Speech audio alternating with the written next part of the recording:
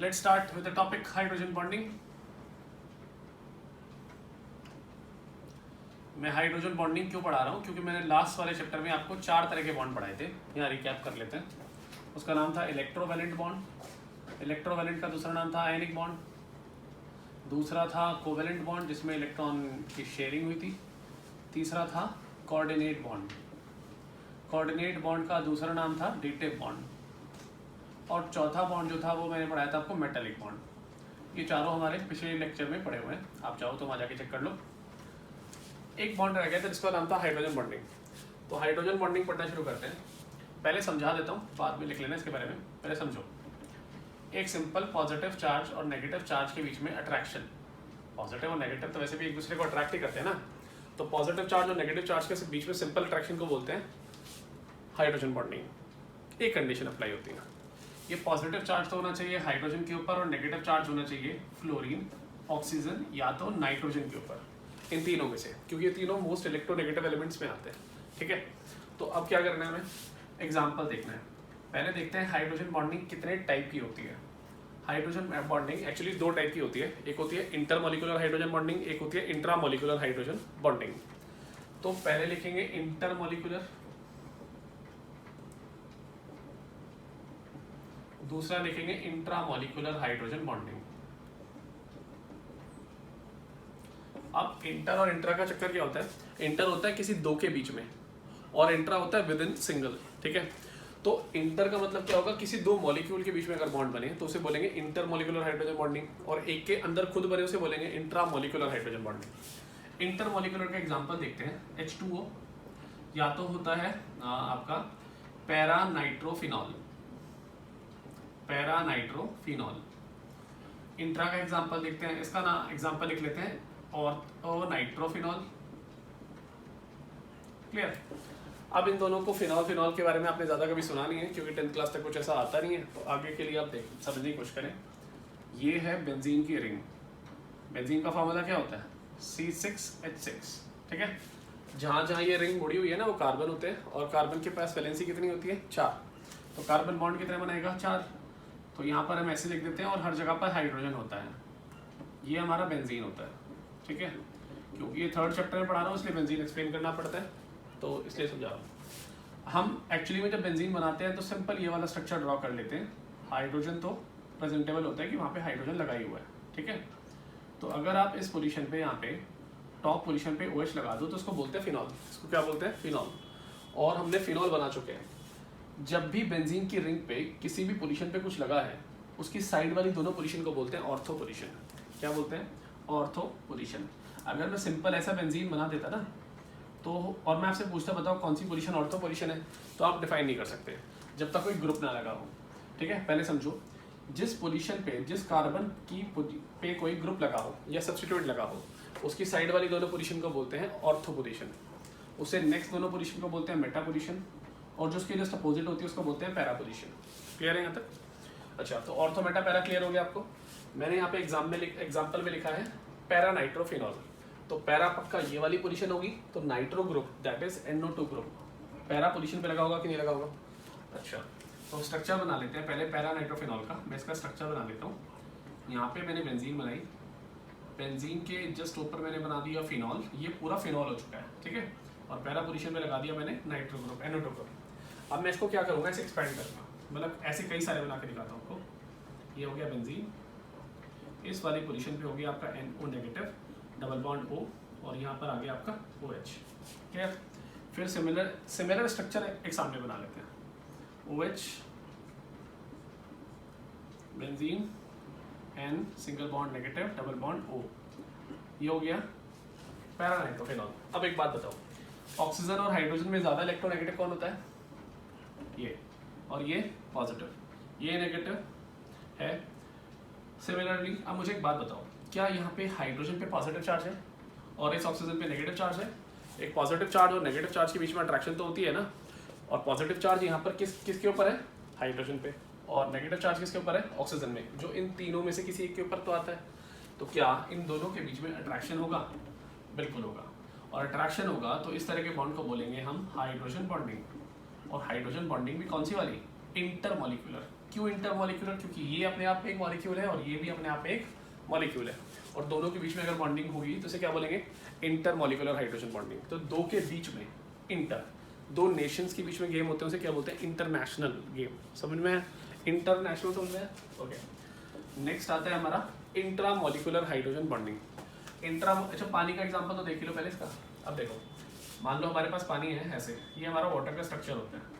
Oxygen पे partial negative charge, hydrogen पे partial positive, इस पे भी पार्शियल पॉजिटिव। अगर मैं फिर से एक और H2O बना लूँ तो क्या हमारे पास यहाँ पॉजिटिव चार्ज होगा, यहाँ पर भी पॉजिटिव चार्ज और यहाँ पर नेगेटिव चार्ज होगा। अब मुझे एक बात बताओ, इस पॉजिटिव चार्ज और इस नेगेटिव चार्ज के बीच में अट्रैक्शन होगी कि नहीं होगी? बिल्कुल होगी। और अट्रैक्शन होगी तो इसको भी हम क्या बोलेंगे? Hydrogen bonding. ये वाली बॉन्डिंग कौन सी होगी? इसको भी बोलेंगे हम इंटरमॉलिक्यूलर हाइड्रोजन बॉन्डिंग। क्लियर यहाँ तक? नेक्स्ट बात करते हैं इंट्रामॉलिक्यूलर हाइड्रोजन बॉन्डिंग की। यहाँ तक आगे समझ में? स्क्रीन को पॉज करके बीच में पहले लिख लिया करो, फिर आगे पढ़ना शुरू करो।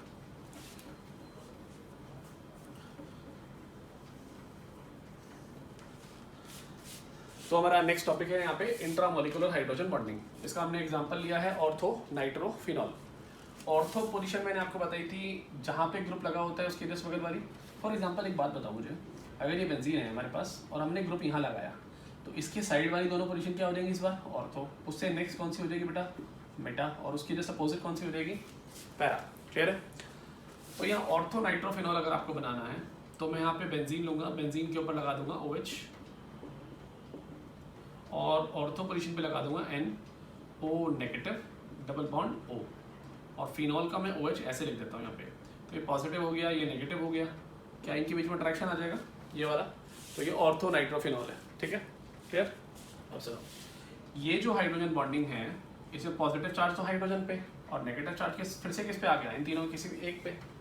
तीनों में से कोई एक होना चाहिए ना। तो यहाँ पे कौन है? ऑक्सीजन। इन दोनों के बीच में जो अट्रैक्शन होगा वो भी एक हाइड्रोजन बॉन्ड होगा कि नहीं होगा? अच्छा, यहाँ पे जो हाइड्रोजन बॉन्डिंग हुई है वो एक मॉलिक्यूल के अंदर ही हो गई, खुद के अंदर। दूसरे के साथ तो इंटरेक्ट नहीं करना पड़ा ना। तो अगर एक के अंदर खुद हो गई तो यहाँ पे इसे क्या बोलेंगे हम?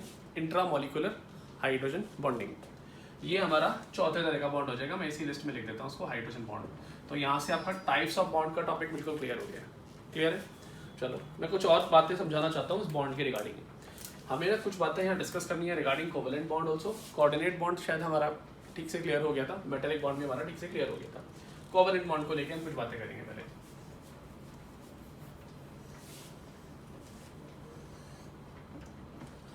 फॉर एग्जाम्पल हमारे पास हम कोवेलेंट बॉन्ड की बात करते हैं। कोवेलेंट बॉन्ड ले लेते हैं, लेट इट बी एग्जांपल हम ले लेते हैं फ्लोरीन का। तो हमारे पास फ्लोरीन जो होता है उसका एटॉमिक नंबर कितना होता है? एटॉमिक नंबर होता है उसका 9। ठीक है?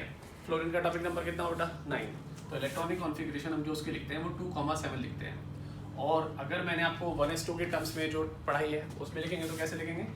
1s2 2s2 2p कितना आएगा? 5।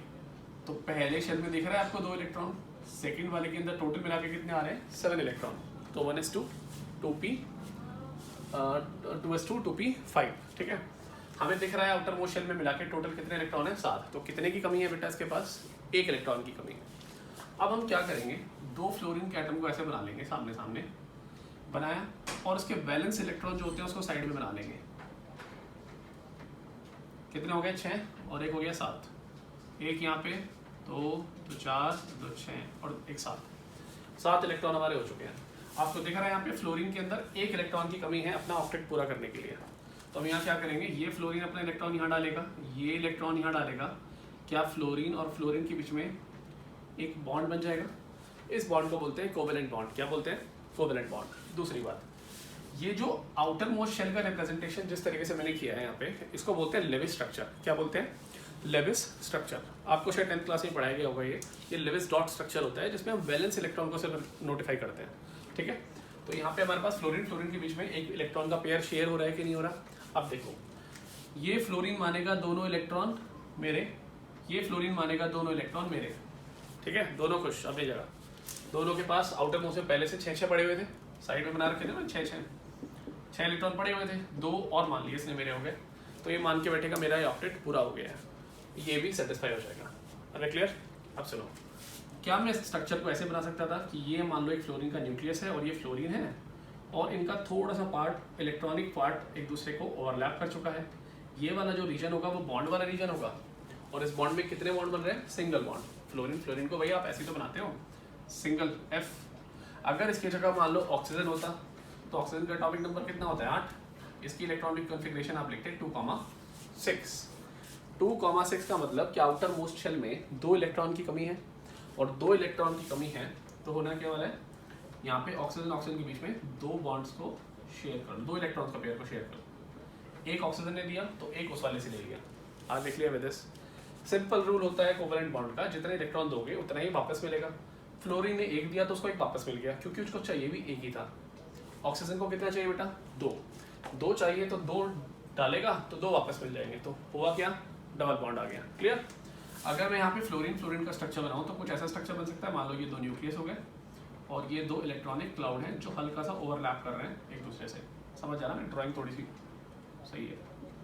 तो अब सुनो, ये वाला जो रीजन है ना, ये ओवरलैपिंग रीजन है जहाँ इलेक्ट्रॉन एक दूसरे से शेयर हो रहे हैं इस रीजन में, इसी को बोलते हैं बॉन्ड। अगर मैं यहाँ से लेके इस फ्लोरीन के सेंटर ऑफ न्यूक्लियस से इस फ्लोरीन को सेंटर ऑफ न्यूक्लियस के बीच में एक लाइन खींच दूँ और उसको जस्ट डिवाइड बाई 2 कर दूँ, उसकी आधे डिस्टेंस को, इसको बोलते हैं कोवेलेंट रेडियस। क्या लिख बोलते हैं बेटा? Covalent radius. तो हम इसको डिफाइन करेंगे, that is called covalent radius. और यहाँ से यहाँ तक की बात समझ में आ रही है कि नहीं आ रही है? ठीक है।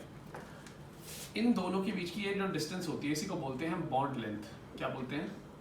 Bond length.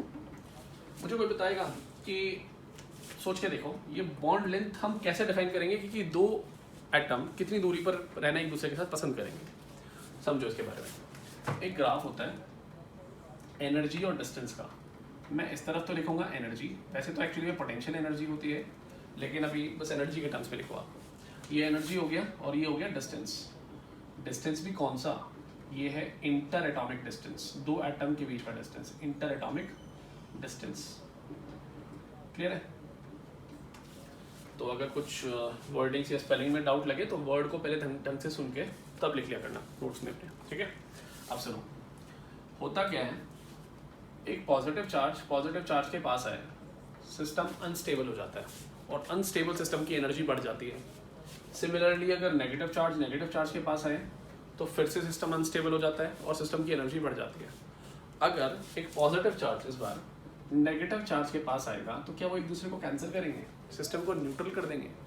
न्यूट्रल सिस्टम जो होते हैं ना, वो सबसे ज़्यादा स्टेबल होते हैं, और अगर वो सबसे ज़्यादा स्टेबल होते हैं तो होता क्या है, उनकी एनर्जी कम होती है।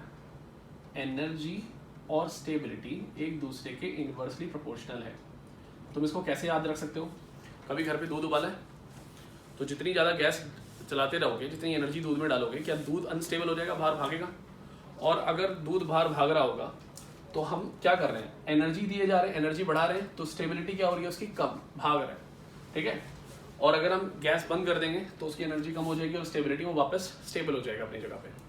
आजकल का डे टू डे का एग्जांपल पैसे से कंपेयर कर सकते हैं। जेब में जितनी ज़्यादा पैसा उतना इंसान परेशान रहता है, जेब में पैसा ही नहीं होगा शांति से बैठ जाएगा। ठीक है? चलो आगे बढ़ते हैं। अब क्या होता है, जब 2 एटम, जब मान लो ये फ्लोरीन था, ये भी फ्लोरीन था, और इसके पास इलेक्ट्रॉन थे कुछ अपने बाहर। ठीक है? मुझे एक बात बताओ, न्यूक्लियस पे चार्ज क्या होता है? पॉजिटिव। इलेक्ट्रॉन्स पे चार्ज क्या होता है? नेगेटिव।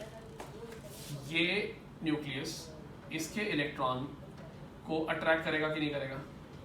इसका न्यूक्लियस इसके इलेक्ट्रॉन को अट्रैक्ट करेगा, इसका न्यूक्लियस इसके इलेक्ट्रॉन को अट्रैक्ट करेगा। तो ओवरऑल यहाँ पे कुछ अट्रैक्शन फोर्स है कि नहीं है? Very good. क्या इसका इलेक्ट्रॉन इसके इलेक्ट्रॉन को रिपेल करेगा और इसका न्यूक्लियस इसके न्यूक्लियस को रिपेल करेगा? Negative negative, positive positive, repel करेंगे। तो ओवरऑल जब भी 2 एटम आपस में इंटरैक्ट करते हैं तो 2 तरह की फोर्स होती है। एक होती है अट्रैक्शन की फोर्स, दूसरी होती है रिपल्शन की फोर्स। क्लियर है?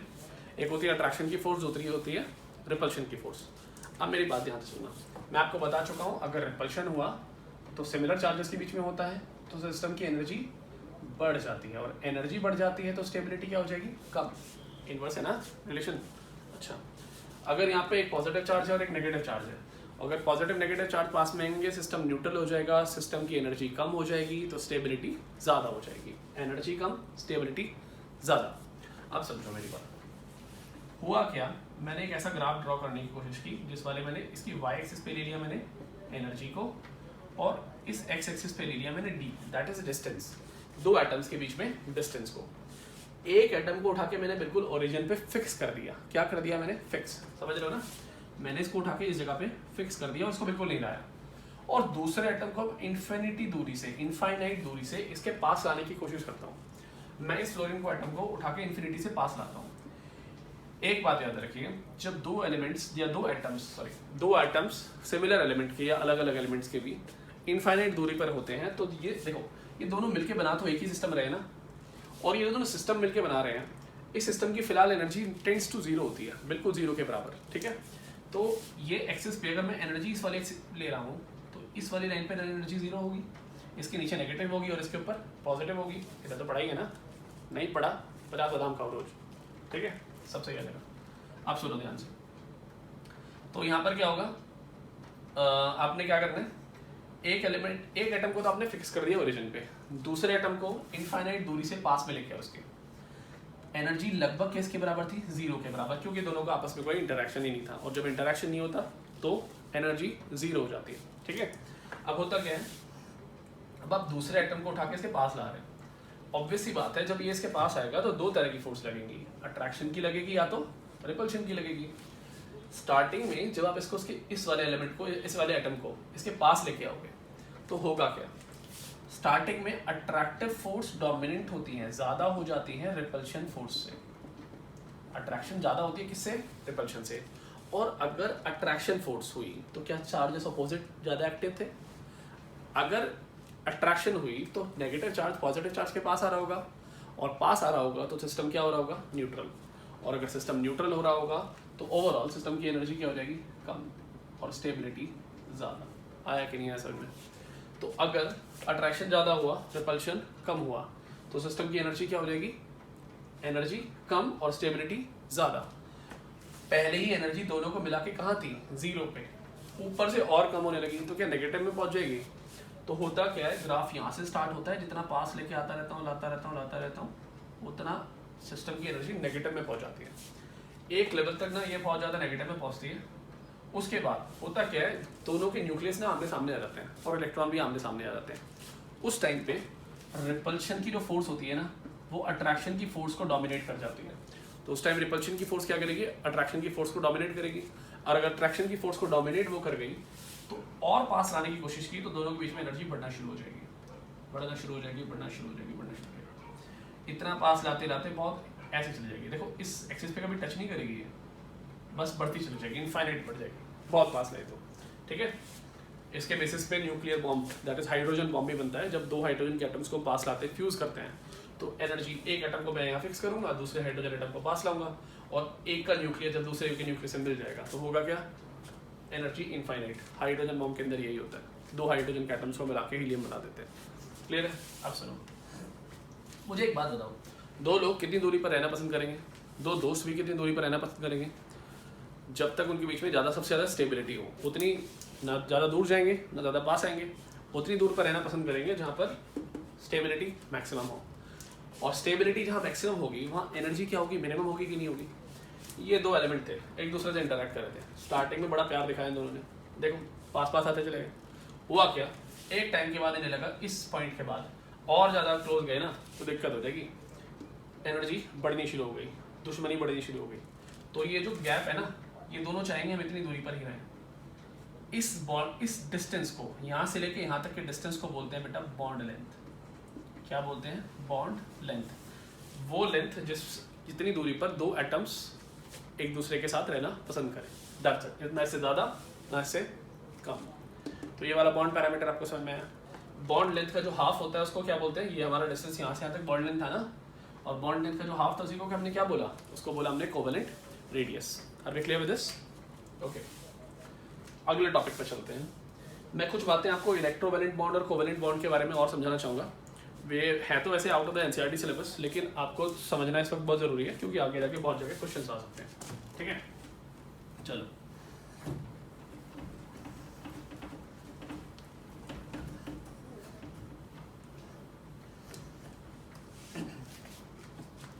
अगला टॉपिक क्या है हमारा?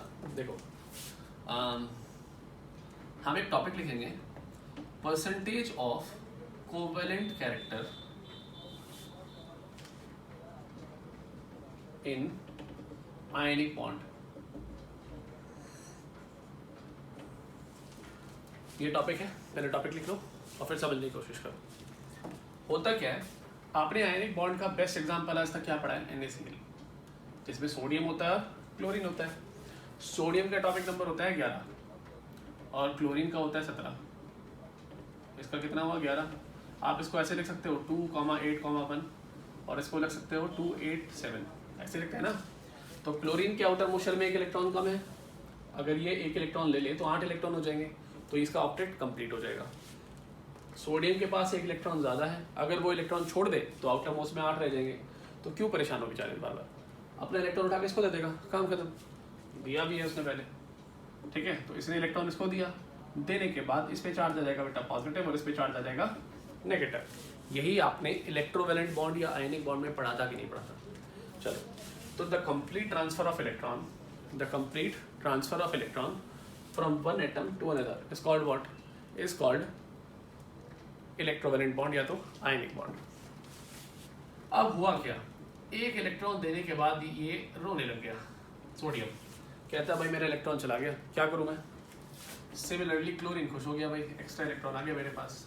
मुझे एक बात बताओ, ये इलेक्ट्रॉन पूरा ट्रांसफर हुआ कि नहीं हुआ?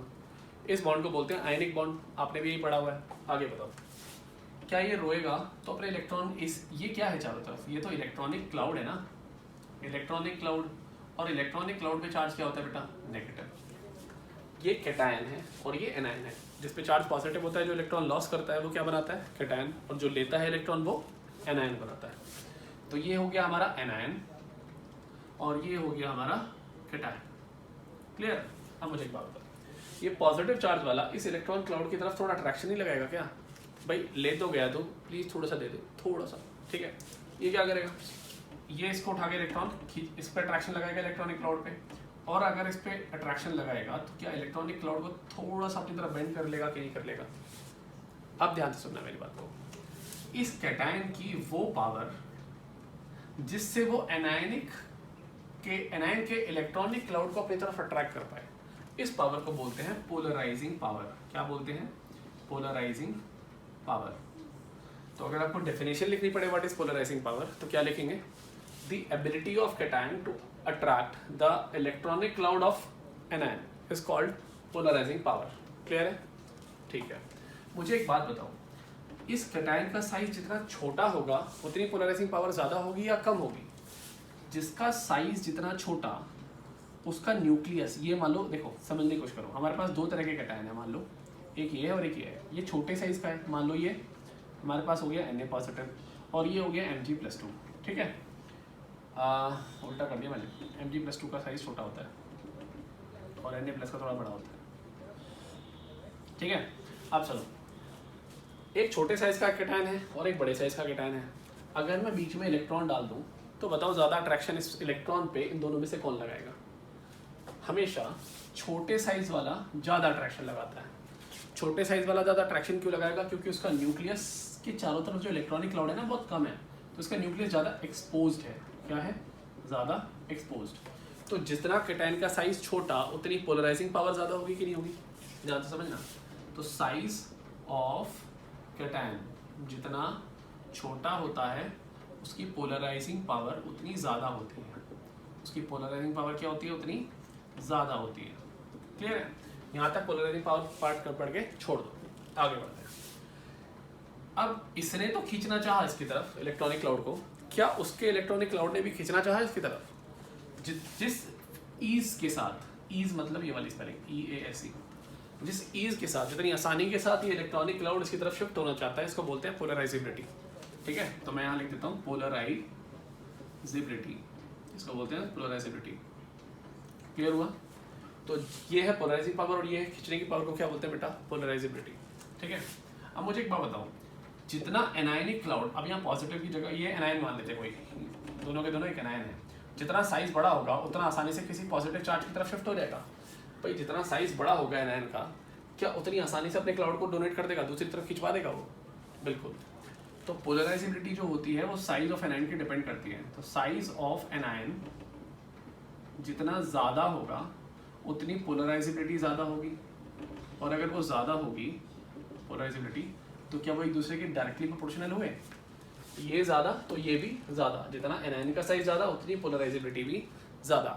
पोलराइजेबिलिटी की अगर आपको डेफिनेशन लिखनी पड़े तो क्या लिखोगे? The ability of anion to get attracted towards cation, the ability of anionic cloud to get attracted towards cation. समझ में आ रही है बात? इसी को बोलेंगे पोलराइजेबिलिटी। क्लियर है? अब मेरी बात सुनो, ये डायरेक्टली प्रोपोर्शनल है, तो क्या साइज ऑफ केटायन जितना कम था उतनी पोलराइजिंग पावर ज़्यादा थी, तो ये एक दूसरे के क्या हो जाएंगे बेटा? इनवर्सली प्रोपोर्शनल हो जाएंगे। क्या हो जाएंगे? Inversely proportional. मतलब एक चीज़ ज़्यादा तो दूसरी कम। आगे क्लियर है दिस? ओके, तो हमारा परसेंटेज ऑफ कोवेलेंट कैरेक्टर के बारे में मैं कुछ बात बताता हूँ आपको। अगर आपसे कोई पूछ रहे, कुछ एग्जाम्पल दे आपको कोई, फॉर एग्जाम्पल आपको किसी ने दिया NaCl, ठीक है, यहाँ दे दिया KCl, फिर आपको दे दिया RbCl, और आपसे पूछा ये सारे के सारे आयनिक कंपाउंड हैं, बताओ सबसे ज़्यादा कोवेलेंट कैरेक्टर किसके अंदर होगा? कैसे अप्रोच करेंगे क्वेश्चन के लिए? क्या सबके हम पहले कैटायन बना लेंगे, Na positive, K positive, Rb positive बना लिए, और सबके एनायन बना लेंगे, दैट इज Cl नेगेटिव, ये लिखा Cl नेगेटिव, ये लिख दिया हमने Cl नेगेटिव, एनायन बना दिए। मुझे एक बात बताइए, मैं यहाँ पर एक सिंपल क्लियर कट रूल लिखने वाला हूँ जिसको हम बोलते हैं फदाल्स रूल।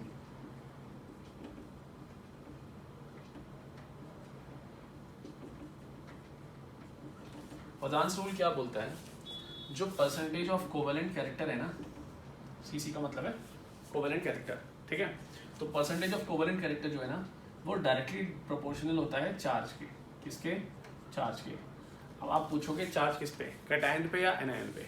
तो वो किसी पर भी हो। सोचो, कैटायन पे जितना ज़्यादा चार्ज होगा उतनी पोलराइजिंग पावर या उसकी इलेक्ट्रॉन खींचने की पावर ज़्यादा होगी, तो जितनी ज़्यादा वो इलेक्ट्रॉन खींच लेगा उतना कोवेलेंट कैरेक्टर आया कि नहीं आया? पहले इस बात को समझ लो, कोवेलेंट कैरेक्टर था क्या? इसने इलेक्ट्रॉन इसको दे दिया, ये तो आयनिक कैरेक्टर था। ये इलेक्ट्रॉन जो इसको वापस दिया इसने, ये जो इलेक्ट्रॉन दिया ये वापस आने की कोशिश कर रहा है कि नहीं कर रहा है? तो कहीं ना कहीं वो इलेक्ट्रॉन जो यहाँ पे ट्रांसफर होता कम्प्लीटली वो शेयर होना चाह रहा है कि नहीं आ रहा है? और अगर वो इलेक्ट्रॉन शेयर होना चाहता है, इसी को बोलते हैं कोवेलेंट कैरेक्टर। ये इलेक्ट्रॉन पूरा देके खुशी नहीं है, ये चाहता है वापस आ जाए, थोड़ा शेयर हो जाए, तो इसी को बोलेंगे क्या? Covalent character. क्लियर है? तो परसेंटेज ऑफ कोवेलेंट कैरेक्टर हम निकालेंगे, वो डिपेंड किस पे करेगा? चार्ज पे। सोचो, पॉजिटिव चार्ज जितना ज़्यादा उतना अट्रैक्शन लगाएगा, कोवेलेंट कैरेक्टर बढ़ जाएगा। नेगेटिव चार्ज जितना ज़्यादा होगा वो उतनी आसानी से इसी तरफ खिंच जाएगा, तो कोवेलेंट कैरेक्टर ज़्यादा हो जाएगा। क्लियर है? अब चलो, तो चार्ज के डायरेक्ट प्रोपोर्शनल हुआ। और मुझे बताओ, क्या साइज ऑफ कैटायन की बात करते हैं पहले। साइज ऑफ कैटायन जितना छोटा होगा उतना वो ज़्यादा अट्रैक्शन लगा पाएगा क्लाउड को, जितना साइज छोटा उतना अट्रैक्शन ज़्यादा, तो कोवेलेंट कैरेक्टर ज़्यादा। तो परसेंटेज ऑफ कोवेलेंट कैरेक्टर ज़्यादा करने के लिए कैटायन के साइज को कम होना पड़ता है, तो क्या एक दूसरे के इनवर्सली प्रोपोर्शनल हुए दोनों?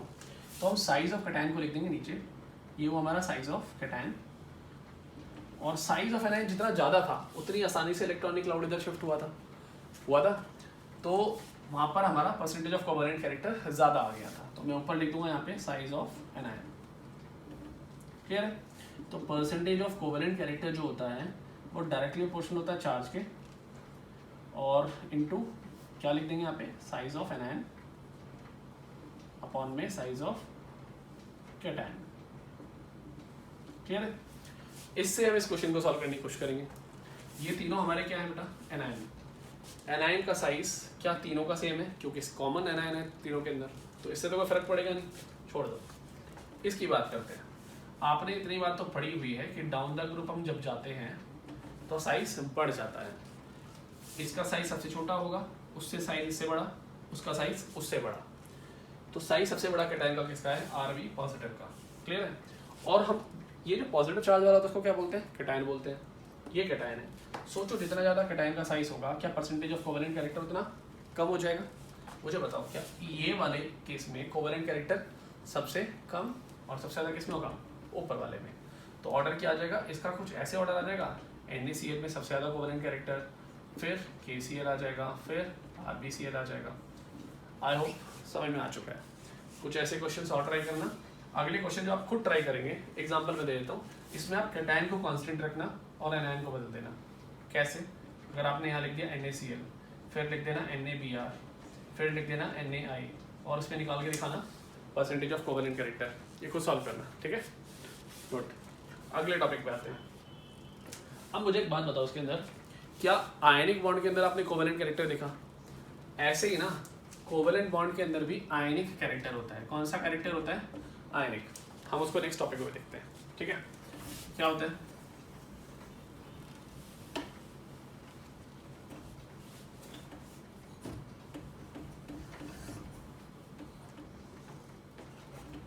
Percentage of ionic character in covalent bond, percentage of ionic character in covalent bond. Clear है?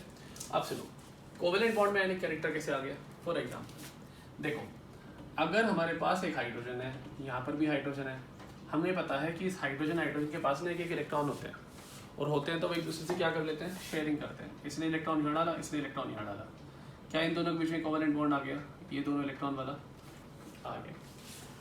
ये इलेक्ट्रॉन का पेयर क्या सेंटर में रहेगा? बिल्कुल, क्योंकि दोनों तरफ खींचने वाले इस इलेक्ट्रॉन, देखो दोनों चाहते हैं इलेक्ट्रॉन का पेयर हमारी तरफ आ जाए, लेकिन दोनों एलिमेंट सिमिलर हैं या दोनों एटम सिमिलर हैं, तो ये इलेक्ट्रॉन का पेयर ना एग्जैक्ट सेंटर में रहेगा, ना थोड़ा सा उसकी तरफ ना थोड़ा इसकी तरफ। अगर नहीं है तो ध्यान से सुनो, दोनों की इलेक्ट्रॉन नेगेटिविटी का मतलब था इलेक्ट्रॉन का जो पेयर है उसको अपनी तरफ अट्रैक्ट करने की पावर क्या सिमिलर होगी? जब दोनों एटम सेम हैं तो दोनों की अट्रैक्ट करने की पावर भी सेम होगी ना। अगर वो पावर सेम होगी तो होगा क्या? ये इलेक्ट्रॉन का पेयर एकदम सेंटर में रहेगा। Very good. लेकिन अगर मैंने यहाँ पे दूसरा एलिमेंट लगा दिया, फॉर एग्जांपल मैंने फ्लोरीन लगा दिया। मैंने आपको लास्ट लेक्चर में एक बात समझाई थी इलेक्ट्रोनेगेटिविटी के बारे में। जब हम इस तरफ से लेफ्ट से लेके राइट तक जाते हैं, लेफ्ट से लेके राइट जाते हैं, यहाँ पे हाइड्रोजन आता है और यहाँ पे कहीं फ्लोरीन आता है। जितना हम राइट साइड में जाएंगे उतना साइज छोटा हो जाएगा। साइज छोटा हो जाएगा तो उसकी इलेक्ट्रॉन को खींचने की पावर, दैट इज इलेक्ट्रोनेगेटिविटी, बढ़ जाएगी। इस पेयर में भी दो इलेक्ट्रॉन है। देखो हाइड्रोजन को भी एक इलेक्ट्रॉन चाहिए था, फ्लोरीन को भी एक इलेक्ट्रॉन चाहिए था, तो दोनों ने एक एक बॉन्ड को शेयर कर लिया, एक एक इलेक्ट्रॉन को शेयर कर लिया, सॉरी। तो जो दो इलेक्ट्रॉन हैं वो क्या दोनों के दोनों फ्लोरीन की तरफ शिफ्ट हो गए, जिसकी वजह से यहाँ पार्शियल नेगेटिव चार्ज आया और यहाँ पार्शियल पॉजिटिव चार्ज आया। मैंने पार्शियल क्यों लिखा? अगर कंप्लीट ट्रांसफर हो जाता तब मैं पूरा नेगेटिव चार्ज लिखता और यहाँ कंप्लीट पॉजिटिव चार्ज लिखता, लेकिन ये थोड़ा शिफ्ट हुआ है। और अगर कंप्लीट ट्रांसफर हो जाता तो ये कोवेलेंट बॉन्ड थोड़ी रहता, फिर तो आयनिक बॉन्ड बन जाता। हमें क्या करना है? कोवेलेंट बॉन्ड के अंदर आयनिक कैरेक्टर देखना है। तो हमारे पास यहाँ हाइड्रोजन है और यहाँ पे फ्लोरीन है। हमें पता है दोनों इलेक्ट्रॉन ना फ्लोरीन की तरफ खिसके हुए हैं, ठीक है। तो इसकी वजह से फ्लोरीन पे चार्ज क्या आ जाएगा? पार्शियल नेगेटिव, और यहाँ आ जाएगा पार्शियल पॉजिटिव चार्ज। क्लियर है यहाँ तक बात? अब सुनो, क्या इसके ऊपर थोड़ा थोड़ा चार्ज आ गया? और आयनिक बॉन्ड में क्या कैटायन और एनायन बन जाते थे, जिसकी वजह से चार्ज आता था। तो ये परफेक्ट कोवेलेंट बॉन्ड थोड़ी हुआ, इसके अंदर तो आयंस बन गए। तो कोई ना कोई क्या होगा इसके अंदर? आयनिक कैरेक्टर आ चुका है कि नहीं आ चुका? आयंस बन चुके हैं, भले ही कंप्लीट आयन नहीं बने, थोड़े पार्शियल आयन बने हैं कि नहीं बने। तो पार्शियल आयन बन चुके हैं, इसी को बोलेंगे थोड़ा सा आयनिक कैरेक्टर आ चुका है किसके अंदर? कोवेलेंट बॉन्ड के अंदर। क्लियर है? आगे देखो, एक positive charge plus Q minus Q, इसको मैं पहले समझा चुका हूँ पिछले लेक्चर में आपको, लेकिन फिर भी समझ लो। इन दोनों को अगर एक पॉजिटिव चार्ज और एक नेगेटिव चार्ज, इन दोनों का मैग्नीट्यूड सेम हो और एक दूरी पे रखे हो, कितनी दूरी पे रखे हो? डिस्टेंस डी पे रखे हो, इसको बोलते हैं हम डाइपोल। क्या बोलते हैं बेटा? डाइपोल बोलते हैं। और डाइपोल मोमेंट नाम की एक चीज होती है आपके पास, इसको बोलते हैं डाइपोल मोमेंट। डाइपोल मोमेंट क्या होता है? किसी भी दो चार्ज का मैग्नीट्यूड लो और उन दोनों के बीच में दूरी है उसकी मल्टीप्लिकेशन कर दो, तो इसी पार्ट को बोलते हैं डाइपोल मोमेंट। डाइपोल क्या होता है? दोबारा समझ लो, दो चार्ज जिनका नेचर तो हो अपोजिट, एक हो पॉजिटिव चार्ज और एक हो नेगेटिव चार्ज, लेकिन चार्ज का ना मैग्नीट्यूड बराबर हो। मान लो ये 2 कूलम का चार्ज है प्लस का, तो ये -2 कूलम हो, तो दोनों का मैग्नीट्यूड क्या है? सेम। और चार्ज की यूनिट क्या होती है? कूलम होती है। तो एक पॉजिटिव चार्ज है तो दूसरा नेगेटिव चार्ज है, तो डाइपोल मोमेंट है कि नहीं है? अब एक बात बताओ, जितना इलेक्ट्रॉन सेंटर से जितना उधर खिसकेगा उतना इसने इलेक्ट्रॉन लॉस किया हाइड्रोजन ने, और फ्लोरीन ने उतना गेन किया। जितना जितना उसकी तरफ शिफ्ट हो जाएगा, क्या चार्ज भी उतना ज़्यादा होगा? भाई जितना इलेक्ट्रॉन ये छोड़ेंगे उतना चार्ज ज़्यादा, चार्ज का मैग्नीट्यूड उतना ज़्यादा हो जाएगा, तो डाइपोल मोमेंट उतना ज़्यादा हो जाएगा कि नहीं हो जाएगा? क्योंकि यहाँ पे चार्ज अगर बढ़ा तो डाइपोल मोमेंट भी बढ़ जाएगा। यहाँ तक की बात क्लियर है कि नहीं है? अब सुनो मेरी बात, हर वो एलिमेंट जिनमें हर वो मॉलिक्यूल, ये क्या है बेटा? पूरा मॉलिक्यूल हर वो मॉलिक्यूल जिसमें अलग अलग एटम जुड़े हो, तो पक्का उन दोनों के बीच में इलेक्ट्रोनेगेटिविटी का भी डिफरेंस होगा। और इलेक्ट्रोनेगेटिविटी का जहाँ भी डिफरेंस आएगा, क्या वहाँ पोलैरिटी होगी थोड़ी सी, जो ज़्यादा इलेक्ट्रोनेगेटिव होगा उस पर नेगेटिव, और जो कम इलेक्ट्रोनेगेटिव होगा उस पर पॉजिटिव आ जाएगा कि नहीं आ जाएगा। तो यहाँ पर डाइपोल बन जाएगा। क्या बन जाएगा? डाइपोल। क्लियर है? तो परसेंटेज ऑफ आयनिक कैरेक्टर अगर आपको निकालना है किस में? कोवेलेंट बॉन्ड में। तो एक्चुअली में होता क्या, एक फॉर्मूला होता है परसेंटेज निकालने का, वो होता है actual dipole moment, actual dipole moment upon में ऑब्जर्व्ड डाइपोल मोमेंट इनटू 100। ये होता है। मेरी बात समझ में आ रही है कि नहीं आ रही? तो इससे एक परसेंटेज से हम फॉर्मूला निकालते हैं। इसके ऊपर अभी आपके सिलेबस में क्वेश्चन नहीं आते, बहुत जानना जरूरी होता है कि एक आयनिक बॉन्ड में भी कोवेलेंट कैरेक्टर होता है, या कोवेलेंट बॉन्ड में भी आयनिक कैरेक्टर होता है। क्लियर है? यहाँ तक कि हमारे टॉपिक्स क्लियर हो चुके हैं अभी। मेरे हिसाब से हमने सारी PhD कर डाली है सारे बॉन्ड्स, टाइप्स ऑफ बॉन्ड्स में। तो अगला हम जो टॉपिक पढ़ेंगे वो कुछ डिफरेंट पढ़ेंगे, VSEPR थ्योरी से। ठीक है, इसकी पहले फुल फॉर्म लिख लेते हैं। इसको बोलते हैं valence shell electron pair repulsion. ठीक है, थोड़ा रिपल्शन की स्पेलिंग देख लेना, कोने में स्पेस नहीं है, एडजस्ट करना। चलो, तो valence shell electron pair repulsion इसका फुल फॉर्म है, और VSEPR थ्योरी से हमें स्टार्ट करना है आज का टॉपिक। तो ध्यान से सुनो पहले बात, मैं ये 4 पॉइंट आपको एक्सप्लेन करने जा रहा हूँ, लेकिन इसके एक्सप्लेनेशन से पहले कुछ बातों को ध्यान से समझ लो। फॉर एग्जाम्पल हमारे पास NH3 है, आप लोगों को पता है NH3 अमोनिया होता है। ठीक है, अगर NH3 अमोनिया है, NH3 अगर अमोनिया है तो ये देख नीचे का आ जाएगा क्लियर। ये हमारा NH3 है, NH3 को बोलते हैं अमोनिया। नाइट्रोजन के आउटर मोस्ट शेल में होते हैं 5 इलेक्ट्रॉन, 1 2 3 ऐसे बना सकते हैं। एक पेयर मैंने ऊपर बना लिया, 3 इलेक्ट्रॉन साइड में बना लिए। ठीक है, मैं साइड में बनाता हूँ हाइड्रोजन हाइड्रोजन हाइड्रोजन। हमें पता है हाइड्रोजन के पास कितने इलेक्ट्रॉन होते हैं? 1। हमने 1 इलेक्ट्रॉन यहाँ पे बना दिया। हाइड्रोजन को 1 इलेक्ट्रॉन की ज़रूरत है और नाइट्रोजन को 3 इलेक्ट्रॉन की ज़रूरत है। ठीक है, तो नाइट्रोजन ने क्या किया, एक पेयर को यहाँ पे शेयर कर लिया, फिर यहाँ पे शेयर किया, और फिर इसने यहाँ पे शेयर कर दिया। ठीक है, अब नाइट्रोजन ने यहाँ पे 3 सिंगल बॉन्ड बना लिए हाइड्रोजन के साथ, और 1 इलेक्ट्रॉन का पेयर ऐसे ही खाली रह गया। इस इलेक्ट्रॉन के पेयर को बोलते हैं लोन पेयर। क्या बोलते हैं? Lone pair. और जो बॉन्ड में इलेक्ट्रॉन का पेयर आ चुका है, एक बॉन्ड में कितने इलेक्ट्रॉन होते हैं? तो एक कोवेलेंट बॉन्ड में 2। तो ये जो इलेक्ट्रॉन पेयर जो बॉन्ड बना चुके हैं, इसको बोलते हैं बॉन्ड पेयर। क्या बोलते हैं? Bond pair. एक हुआ लोन पेयर, एक हुआ बॉन्ड पेयर। एक और बात याद रखिए, एटम, ये नाइट्रोजन का एटम है जिसमें 3 एटम हाइड्रोजन के कंबाइंड हुए हैं। जब एक नाइट्रोजन का एटम और 3 हाइड्रोजन के एटम कंबाइंड हुए, तब जाके एक मॉलिक्यूल बना। क्या बना? मॉलिक्यूल। और मॉलिक्यूल किसका बना? अमोनिया का। तो हमें इतनी बात तो पता ही है कि मॉलिक्यूल जो होता है वो एटम्स के मिलके बनता है। तो यहाँ पर एक मॉलिक्यूल अमोनिया बनाने के लिए क्या 4 एटम का यूज़ करना पड़ा?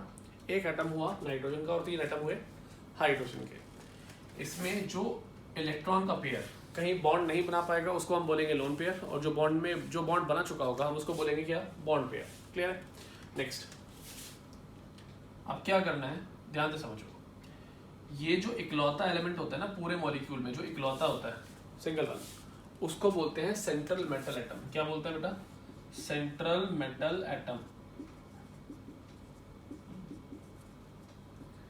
इसके चारों तरफ कौन कौन है? लोन पेयर भी है, बॉन्ड पेयर भी है, और बाकी सारे एटम्स हैं। अब इस बात को जानने के बाद हमें चारों सेंटेंस ज़्यादा क्लियर समझ में आएंगे। ध्यान से सुनो।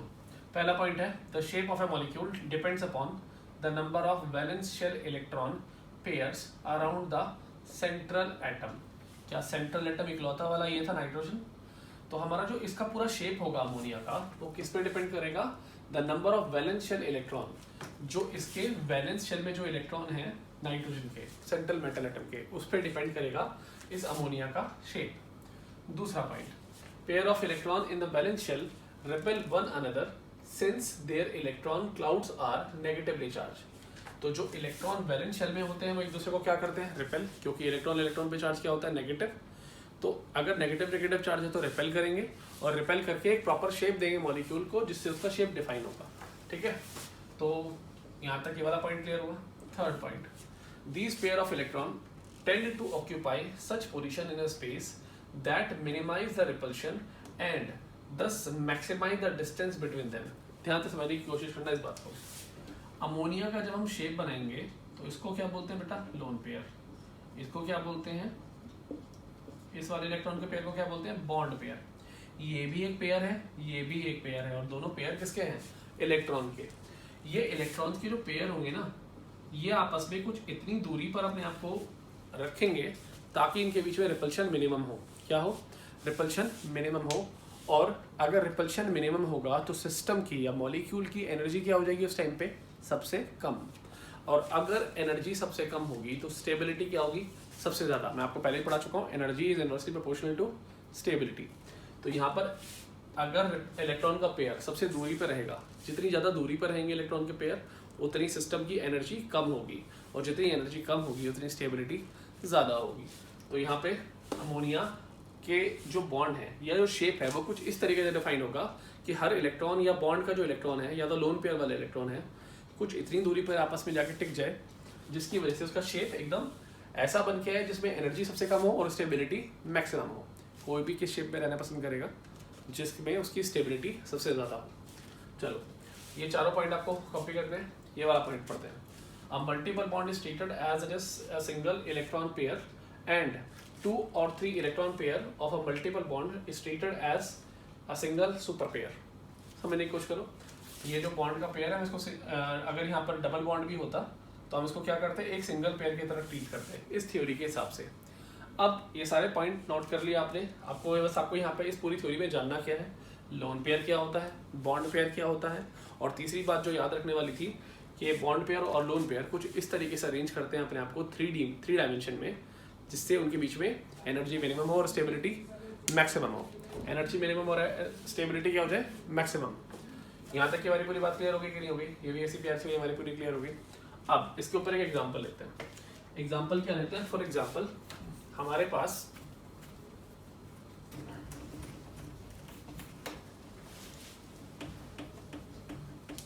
एग्जाम्पल अब बात करते हैं किसका? CO2 का। किसका? CO2। यह है कार्बन डाइऑक्साइड। हमें पता है कार्बन के आउटर मोस्ट शेल में कितने इलेक्ट्रॉन होते हैं बेटा? 4, क्योंकि कार्बन का एटॉमिक नंबर होता है 6, उसको हम लिख सकते हैं ना 2,4। तो आउटर मोस्ट शेल में ऑलरेडी कितने इलेक्ट्रॉन है? 4 इलेक्ट्रॉन है। ठीक है, मैं ऑक्सीजन को साइड में बना लेता हूँ। ये रहा एक ऑक्सीजन, ये रहा एक ऑक्सीजन। ऑक्सीजन के आउटर मोस्ट शेल में कितने इलेक्ट्रॉन होते हैं? 2,6 इलेक्ट्रॉनिक कॉन्फ़िगरेशन। तो आउटर मोस्ट शेल में कितने इलेक्ट्रॉन हो गए?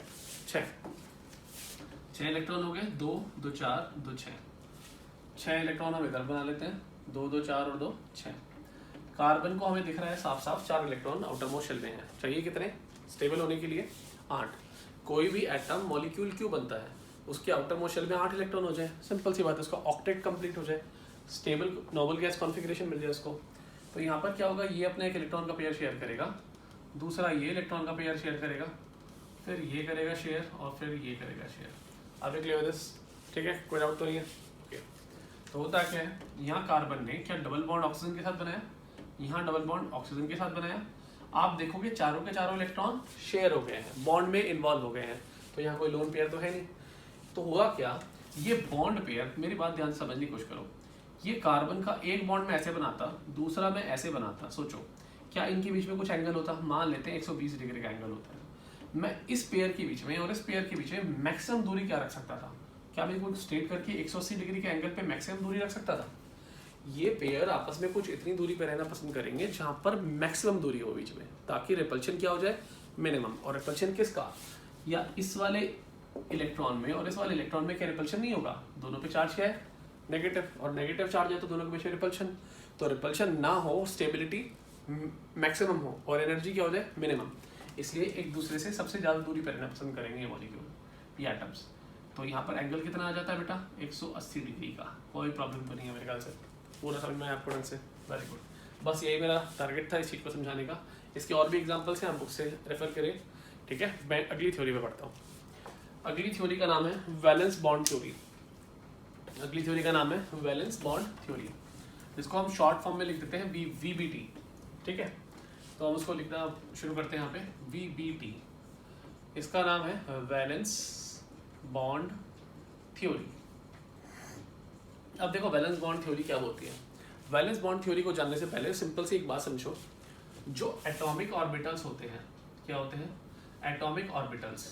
पहले मुझे नाम बताओ एटॉमिक ऑर्बिटल्स का, कौन कौन से आपने पढ़े हैं? आपने पढ़े हैं 4 तरह के atomic orbitals, S, P, D, F। आपको शेप इन तीनों का पढ़ाया गया था, पहले नहीं पढ़ाया गया दोबारा देख लो। S का शेप क्या होता है? स्फेरिकल। P का शेप क्या होता है? डम्बल। और D का क्या था? डबल डम्बल, कुछ ऐसे था, ठीक है। अब मेरी बात ध्यान सुनना, अभी हम डी ब्लॉक और एफ ब्लॉक की बात नहीं करेंगे। ये जो पार्ट है ये 12th क्लास के में आएगा, स्पेशली डी ब्लॉक एलिमेंट्स में, कि इनके बीच में पेयरिंग कैसे होती है, इनकी बॉन्डिंग कैसे होती है, कौन कौन सी थ्योरी है जो डी ब्लॉक और एफ ब्लॉक के एलिमेंट्स की के शेप को बताती है। अभी आपके सिलेबस में एस और पी वाला है, तो उसको बात ध्यान से समझो। जब एक एस ऑर्बिटल एक एस ऑर्बिटल से कंबाइन करता है, मेरी बात सुनना, एटॉमिक ऑर्बिटल्स कंबाइन कैसे करते हैं, इसके लिए ऑर्बिटल थ्योरी नाम की एक चीज है। क्या है? Orbital theory. और ये ऑर्बिटल थ्योरी क्या बताती है कि जो एटॉमिक ऑर्बिटल्स होते हैं वो कैसे कंबाइन करते हैं और क्या बनाते हैं। अगर एक एस ऑर्बिटल से कंबाइन कर जाए, ओवरलैप कर जाए, मान लो एस ये रहा, एक एस ये रहा, दोनों का शेप क्या होता है? स्फेरिकल होता है। वो दोनों आपस में कंबाइन कर चुके हैं, कंबाइन करने के बाद कुछ ऐसा शेप बना रहे हैं, ये भी एस है और ये भी एस है। जब एक एस ऑर्बिटल दूसरे एस ऑर्बिटल से ओवरलैप कर जाता है, कंबाइन कर जाता है, तो वो एक बॉन्ड बनाता है जिसका नाम होता है सिग्मा बॉन्ड। क्या होता है? Sigma bond. और ये सिग्मा बॉन्ड बना लिया। ऐसे ही अगर एक एस ऑर्बिटल एक पी ऑर्बिटल से कंबाइन करे, इसको फर्स्ट डाल देते हैं, इसको सेकंड लेते हैं। एस का शेप क्या था? स्फेरिकल। पी का शेप क्या था बेटा? डम्बल। अगर एस ऑर्बिटल पी ऑर्बिटल से कंबाइन करता है तो बनाता है वो सिग्मा बॉन्ड। फिर से क्या बनाता है? सिग्मा। और शेप क्या बन जाएगा? ऐसा कुछ।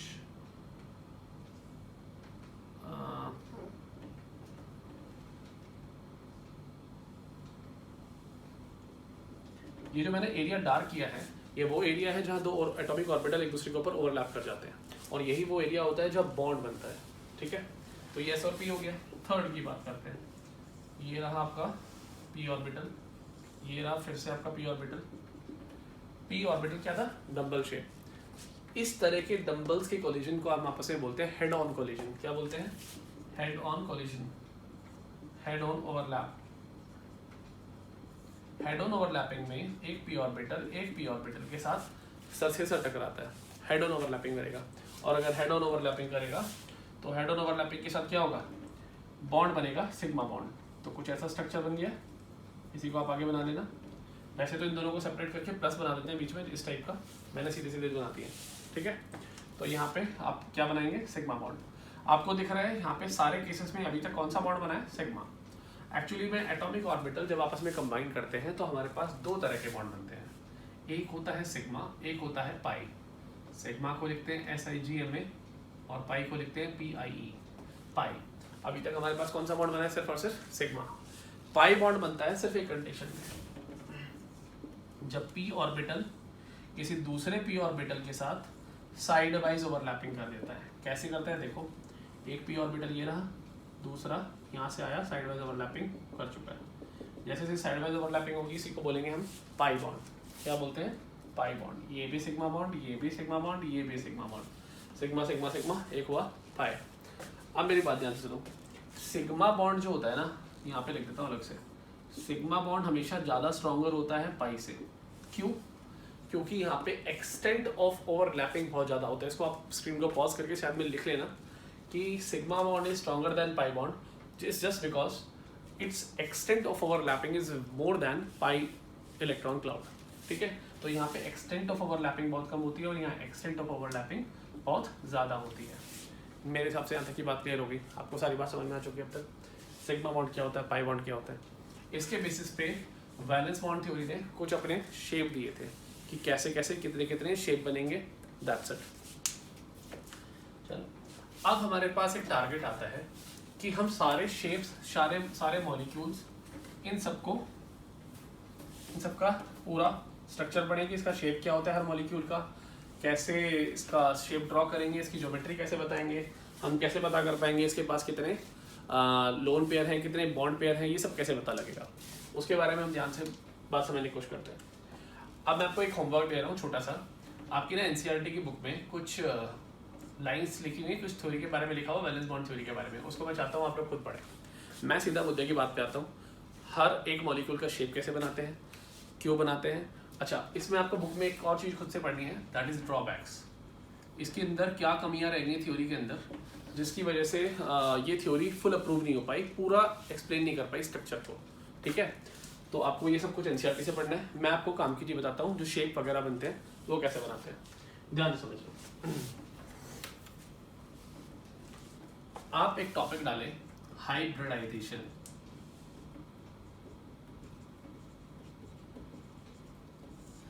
हाइब्रिडाइजेशन पहले समझने की कोशिश करें। हाइब्रिडाइजेशन का मतलब क्या होता है? जब कुछ एटॉमिक ऑर्बिटल्स, क्या एटॉमिक ऑर्बिटल्स, जिनकी एनर्जी शेप, एनर्जी और शेप दोनों डिफरेंट हो, कंबाइन कर जाए। मान लो आपके जो एटॉमिक ऑर्बिटल्स कंबाइन कर रहे हैं उनकी संख्या है n, स्मॉल n मान लेते हैं, उनकी एनर्जी और शेप दोनों के दोनों क्या थे बेटा? डिफरेंट थे। अगर वो कंबाइन कर जाए और नए ऑर्बिटल बनाए, जिसको बोलते हैं हाइब्रिड ऑर्बिटल। क्या बनाए? हाइब्रिड ऑर्बिटल, जिसका एनर्जी, जिनकी एनर्जी और शेप। पहले बात याद रखना, जब भी हाइब्रिडाइजेशन का प्रोसेस होता है तो जितने एटॉमिक ऑर्बिटल कंबाइन करते हैं उतने ही हाइब्रिड ऑर्बिटल नए बन जाते हैं। तो अगर n number of atomic orbital combine करेंगे तो n number of hybrid orbital बनेंगे। ठीक है, जो यहाँ पर कंबाइंड हुआ था उनकी एनर्जी और उनकी शेप अलग अलग थी, लेकिन हाइब्रिड ऑर्बिटल की एनर्जी और शेप क्या होगा? सेम होगा। क्या होगा? सेम। अगर हम बात करें हाइब्रिड ऑर्बिटल के शेप की, तो उसका शेप कुछ ऐसा होता है, छोटी पूंछ वाला। p वाले को हम छोटा कर देंगे एक तरफ से, ये हाइब्रिड ऑर्बिटल का शेप होता है। यहाँ तक की बात करूँ मैं, ये हुआ हाइब्रिड ऑर्बिटल हमारा। और एटॉमिक ऑर्बिटल्स की समझ में आया। एक और कंसेप्ट देखो, ऐसा होता है फॉर एग्जांपल हमारे पास कई सारे एटॉमिक ऑर्बिटल्स हैं, एक का शेप एक s हो गया, एक p टाइप का हो गया, फिर मान लो 2 p टाइप के हो गए। ये सारे कितने ऑर्बिटल्स हैं आप काउंट कर सकते हो, आपको दिख रहा है ना, यहाँ पे ये s है, ये p है और ये p है। यहाँ पे 3 ऑर्बिटल हो गए, मान लो एक s हो गया, 2 p के ऑर्बिटल हो गए, टोटल संख्या कितनी हो गई? 3। अगर ये सारे के सारे हाइब्रिडाइजेशन करेंगे तो आप ऐसा ज्यूम कर सकते हैं बीच में कोई मिक्सी है, मिक्सचर। इन तीनों के अंदर हमने डाले, ये कितने एटम डाले? 3। हमें दिख रहा था तीनों का शेप अलग अलग है, तीनों की एनर्जी अलग अलग है। मान लो ये 2p वाला था और ये 3p वाला था और ये 2s था, तो सबका एनर्जी लेवल अलग अलग हो गया, सबका शेप अलग अलग हो गया। मैंने तीनों को उठा के मिक्सी में डाल दिया। मिक्सी में डालने के बाद जो प्रोडक्ट बना वो कुछ ऐसा बना कि 3 ही ऑर्बिटल बनेंगे, क्योंकि हमने जो डाले थे वो भी कितने डाले थे? 3, एक s का और 2 p के डाले थे। 3 ऑर्बिटल नए बनेंगे, तीनों का शेप और तीनों की एनर्जी क्या होगी? बराबर। ये बातें कॉन्सेप्ट क्यों निकल के आए, इसका मतलब समझिए। देखो यहाँ तक आपका पूरा क्लियर है, इसको पहले साथ में लिख लेना, फिर अगले टॉपिक की तरफ मूव करना। स्क्रीन को चाहे पीछे पॉज करना पड़े। सुनो,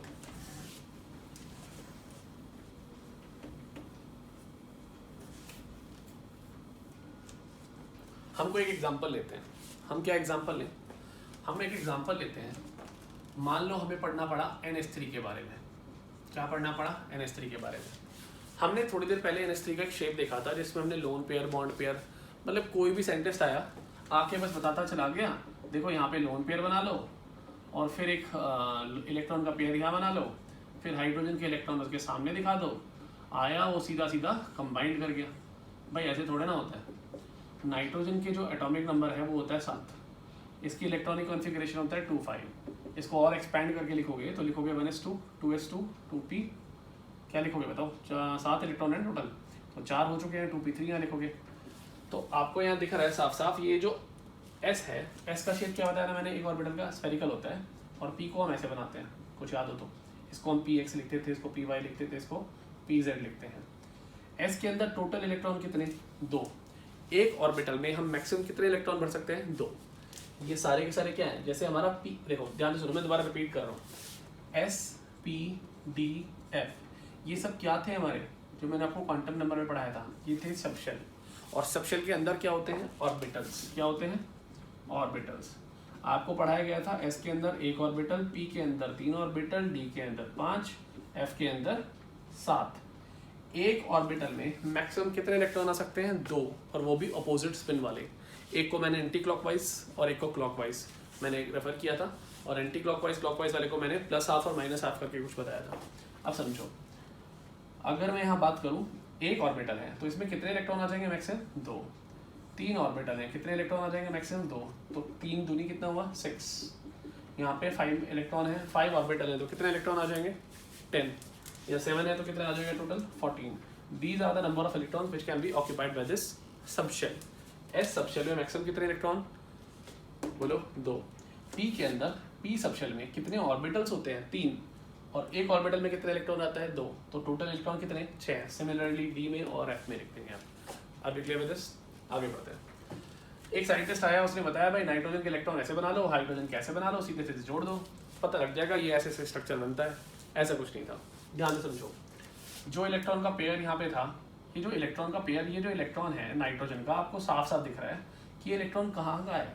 2p3 का। अगर आप नाइट्रोजन के चारों तरफ ऐसे ऐसे इलेक्ट्रॉन बनाएंगे तो ये इलेक्ट्रॉन है किसका? 2p का। और हाइड्रोजन का जो इलेक्ट्रॉन है वो किसका है? 1s का।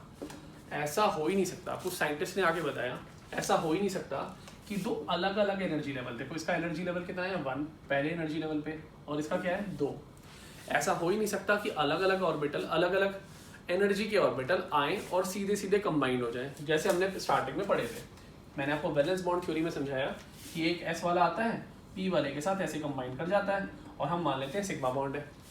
भाई अगर वो थ्योरी बिल्कुल सही होती तो हम वहीं पे खत्म कर देते ना शेप वेव को, वो खत्म नहीं कर सकते थे क्योंकि वो थ्योरी कुछ बातें गलत बताती है।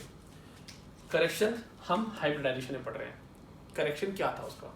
सुनो, s वाला आके p वाले से डायरेक्ट कंबाइन करके सिग्मा बनाता है, ऐसा बोलती है वैलेंस बॉन्ड थ्योरी। लेकिन हाइब्रिडाइजेशन का कांसेप्ट क्या बोलता है? हाइब्रिडाइजेशन बोलता है ऐसा हो ही नहीं सकता कि s वाला आए और मुंह उठा के p वाले के साथ सीधा बॉन्ड बना ले। ठीक है, हमें क्या करना पड़ेगा? पहले s वाले को और p वाले को पहले मिक्सी में डालना पड़ेगा। जितने ऑर्बिटल डालोगे उतने नए ऑर्बिटल बनेंगे। जो नए ऑर्बिटल बनेंगे उनका नाम होगा हाइब्रिड ऑर्बिटल, जिनकी एनर्जी और शेप बिल्कुल सेम होगी। जब एनर्जी और शेप बिल्कुल सेम होगी तब वो आपस में कंबाइन करेंगे, और वो कैसे कंबाइन करेंगे वो हमें हाइब्रिडाइजेशन बताएगा। आप क्लियर विद दिस? एग्जांपल लेते हैं। हमें NH3 पढ़ना था। पहली बात याद रखना, ये हाइब्रिडाइजेशन जो इंटरमिक्सिंग थी ऑर्बिटल्स की, किसकी इंटरमिक्सिंग थी? मैं आपको डेफिनेशन बोलता हूँ, पहले आप रुक के पहले डेफिनेशन सुने और साइड पे लिखिए what is hybridization. It is simply the intermixing of atomic orbital of different size and energy to form new orbitals having same size and same energy। Clear है? कुछ ऐसे एटॉमिक ऑर्बिटल्स का combine होना जिनका shape और energy अलग अलग था, ताकि जो नए ऑर्बिटल्स बने उनकी एनर्जी और शेप सेम हो, और जो नए ऑर्बिटल बनेंगे उनका नाम क्या होगा? Hybrid orbital. काम खत्म। इसको एज इट इज लिखो डेफिनेशन को, कुछ आपके NCERT में लिखा होगा डार्क लाइन में, उसको भी रेफर करो, पूरा नोट्स कंप्लीट करो, बस यहाँ पे समझने पे फोकस करो। ये आपका NH3 है। पहली बात याद रखना, जो ये हाइब्रिडाइजेशन करता है वो हमेशा सेंट्रल मेटल एटम करता है। कौन करता है? Central metal atom. और सेंट्रल मेटल एटम कौन होता है? जो इकलौता होता है बीच में, सेंटर में अकेला। ये आपको पूरा का पूरा अमोनिया दिख रहा है। इसमें क्या सिर्फ नाइट्रोजन ही इकलौता है? सेंट्रल इकलौता एलिमेंट है ना, तो नाइट्रोजन ही यहाँ पे हाइब्रिडाइजेशन करेगा, हाइड्रोजन नहीं करता। अब ये हाइब्रिडाइजेशन देखो बेटा करेगा कैसे। फॉर एग्जांपल मैं इसको यहाँ लिख देता हूँ, या तो काम करता हूँ साफ ही कर देता हूँ उसको।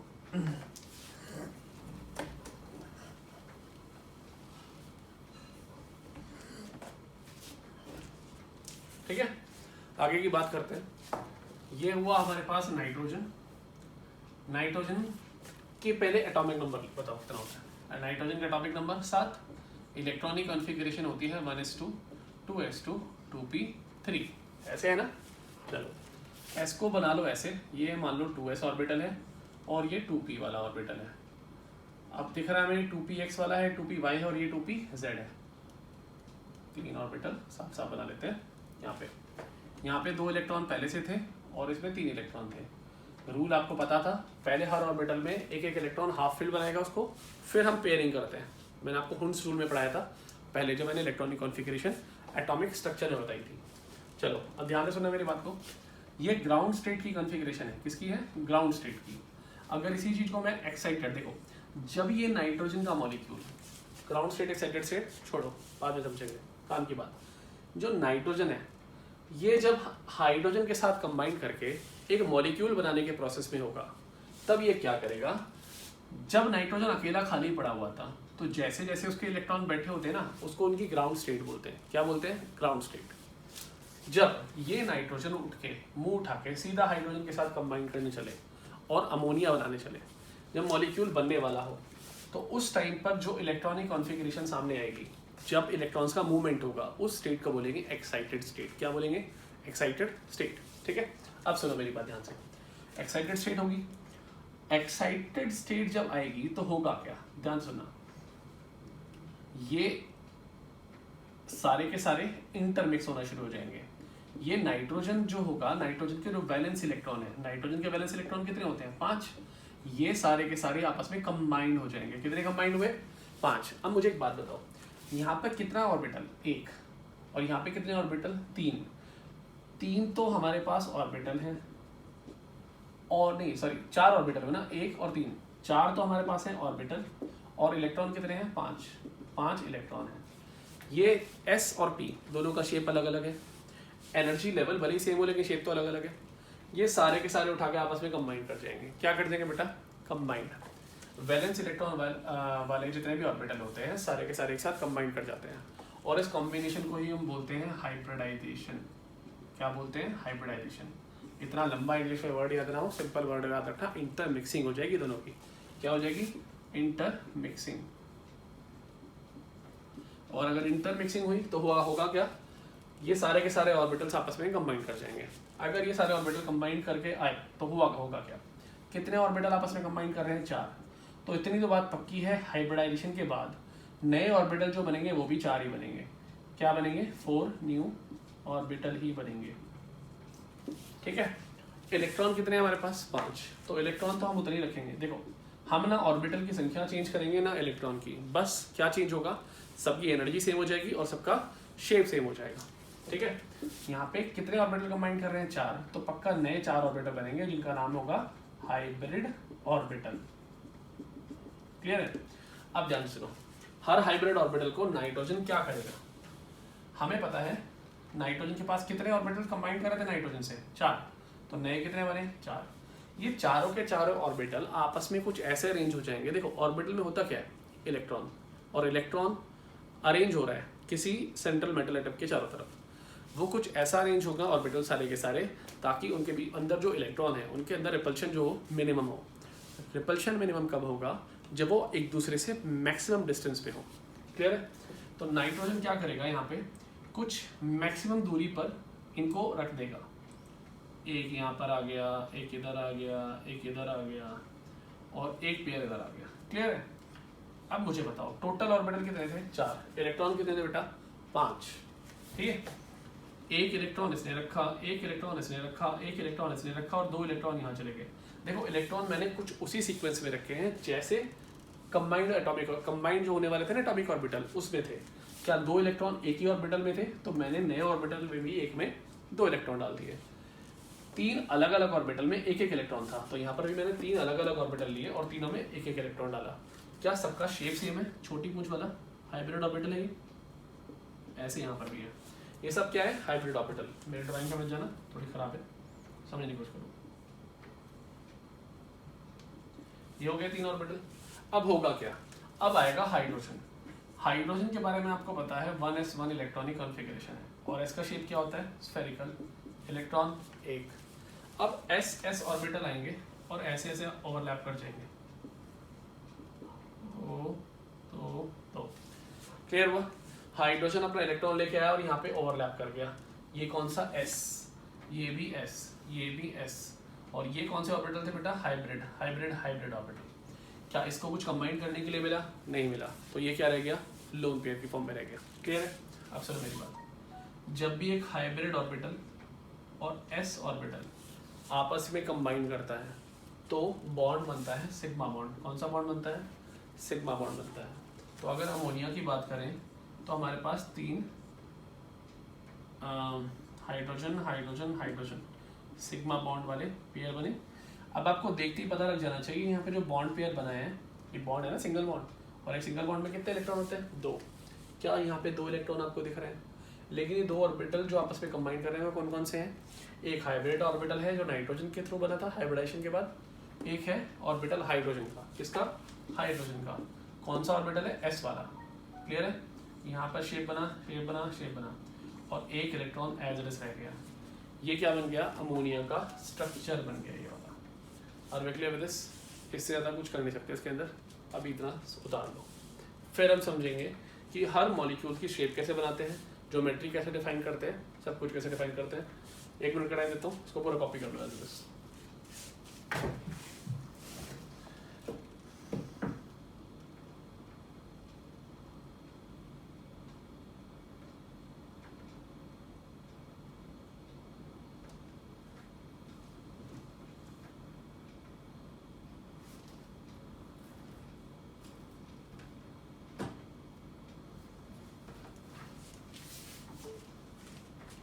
चलो अब अपने टॉपिक पे चलते हैं आगे। हम हर मॉलिक्यूल की शेप सब कुछ निकालने की कोशिश करेंगे।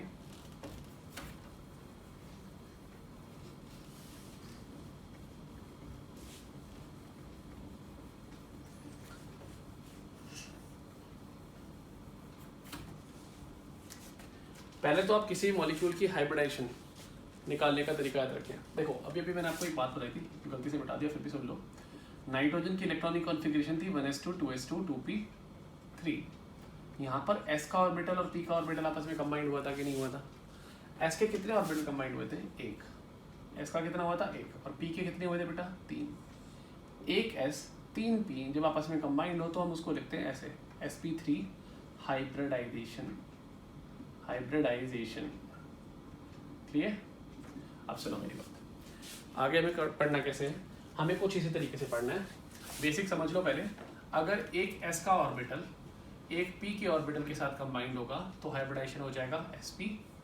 एक s का ऑर्बिटल 2 p के ऑर्बिटल से कंबाइंड होगा तो हाइब्रिडाइजेशन हो जाएगा sp2।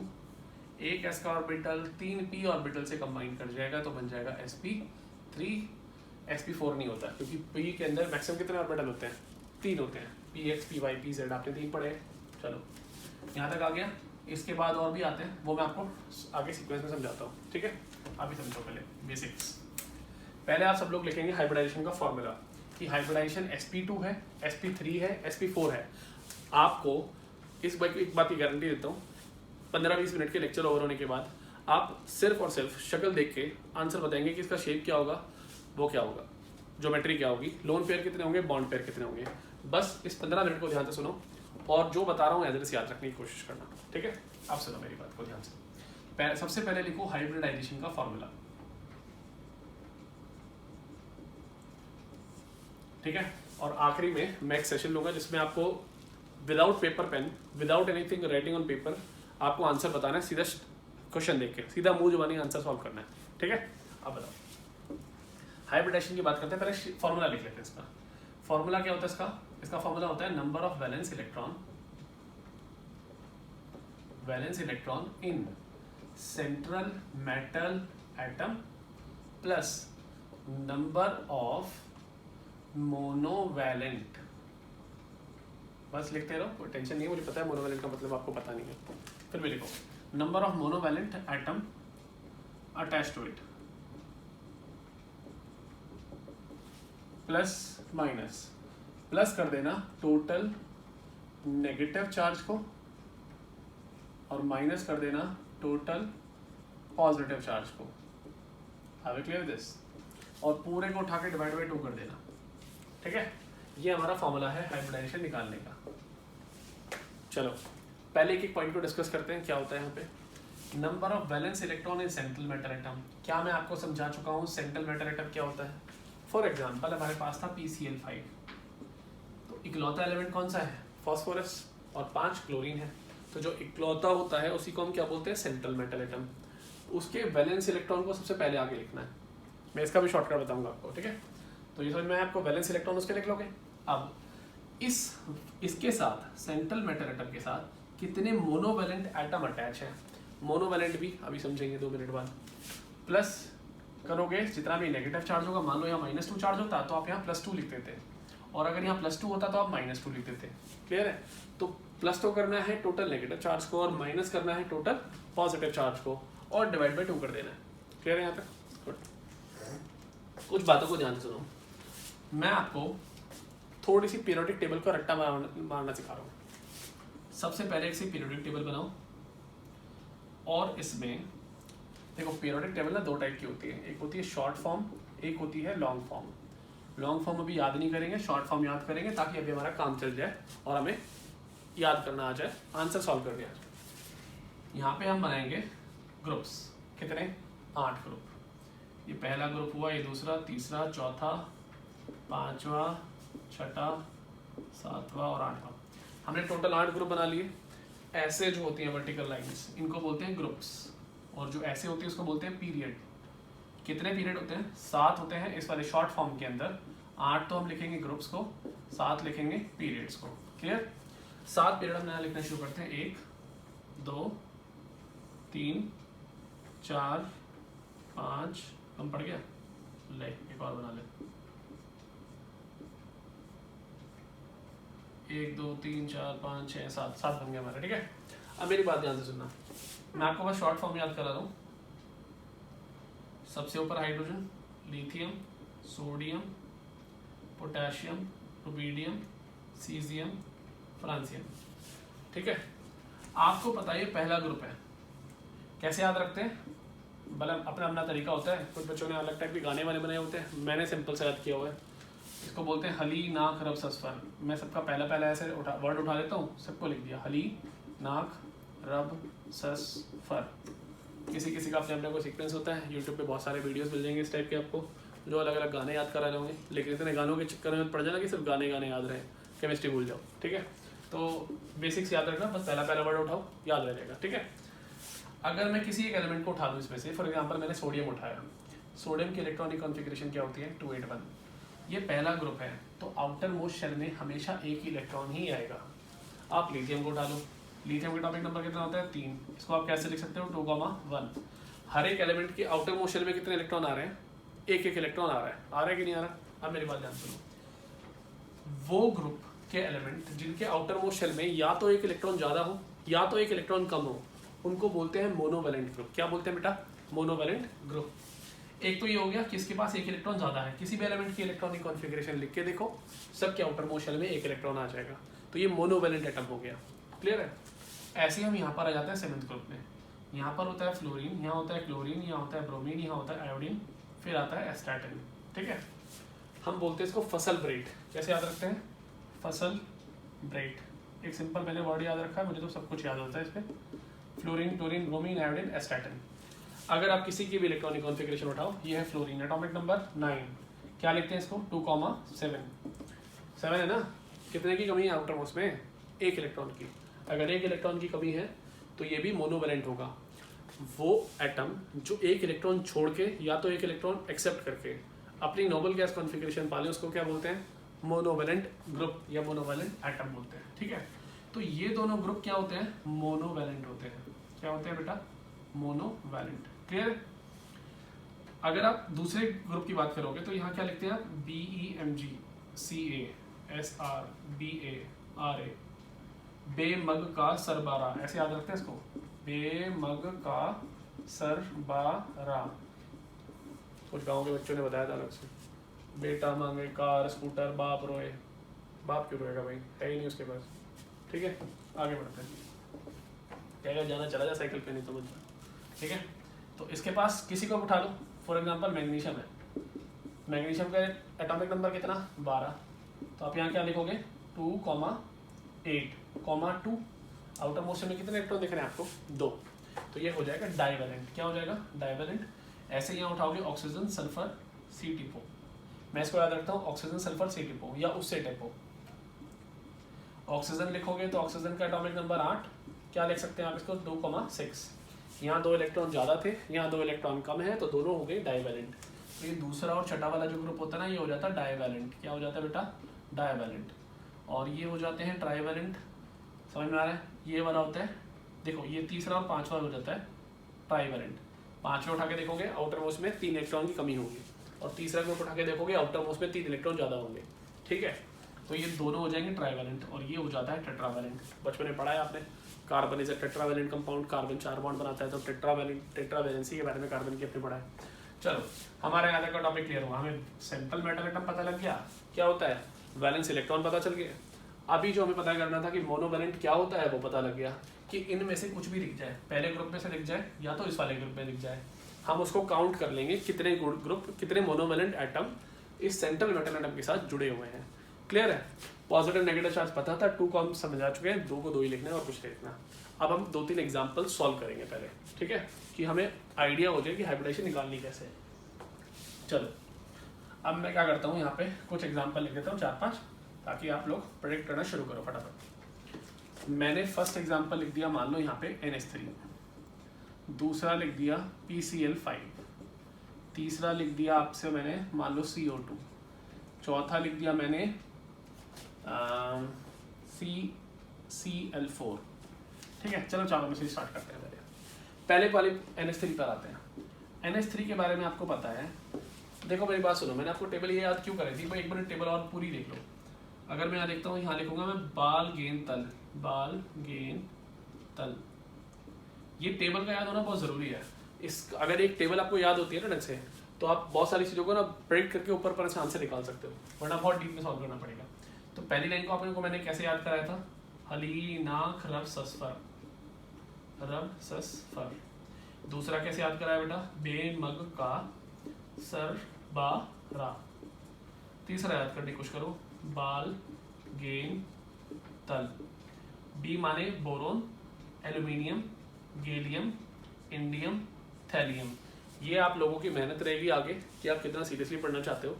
आप इसको लिखोगे एक साइड में कॉपी में, हर एलिमेंट के सामने उसका नाम लिखोगे, खुद सर्च करोगे कि पीरियोडिक टेबल का चार्ट ना हर NCERT की बुक में दिया हुआ है, नहीं दिया तो गूगल पे लिख देना, सामने सामने लिखा हुआ आ जाएगा।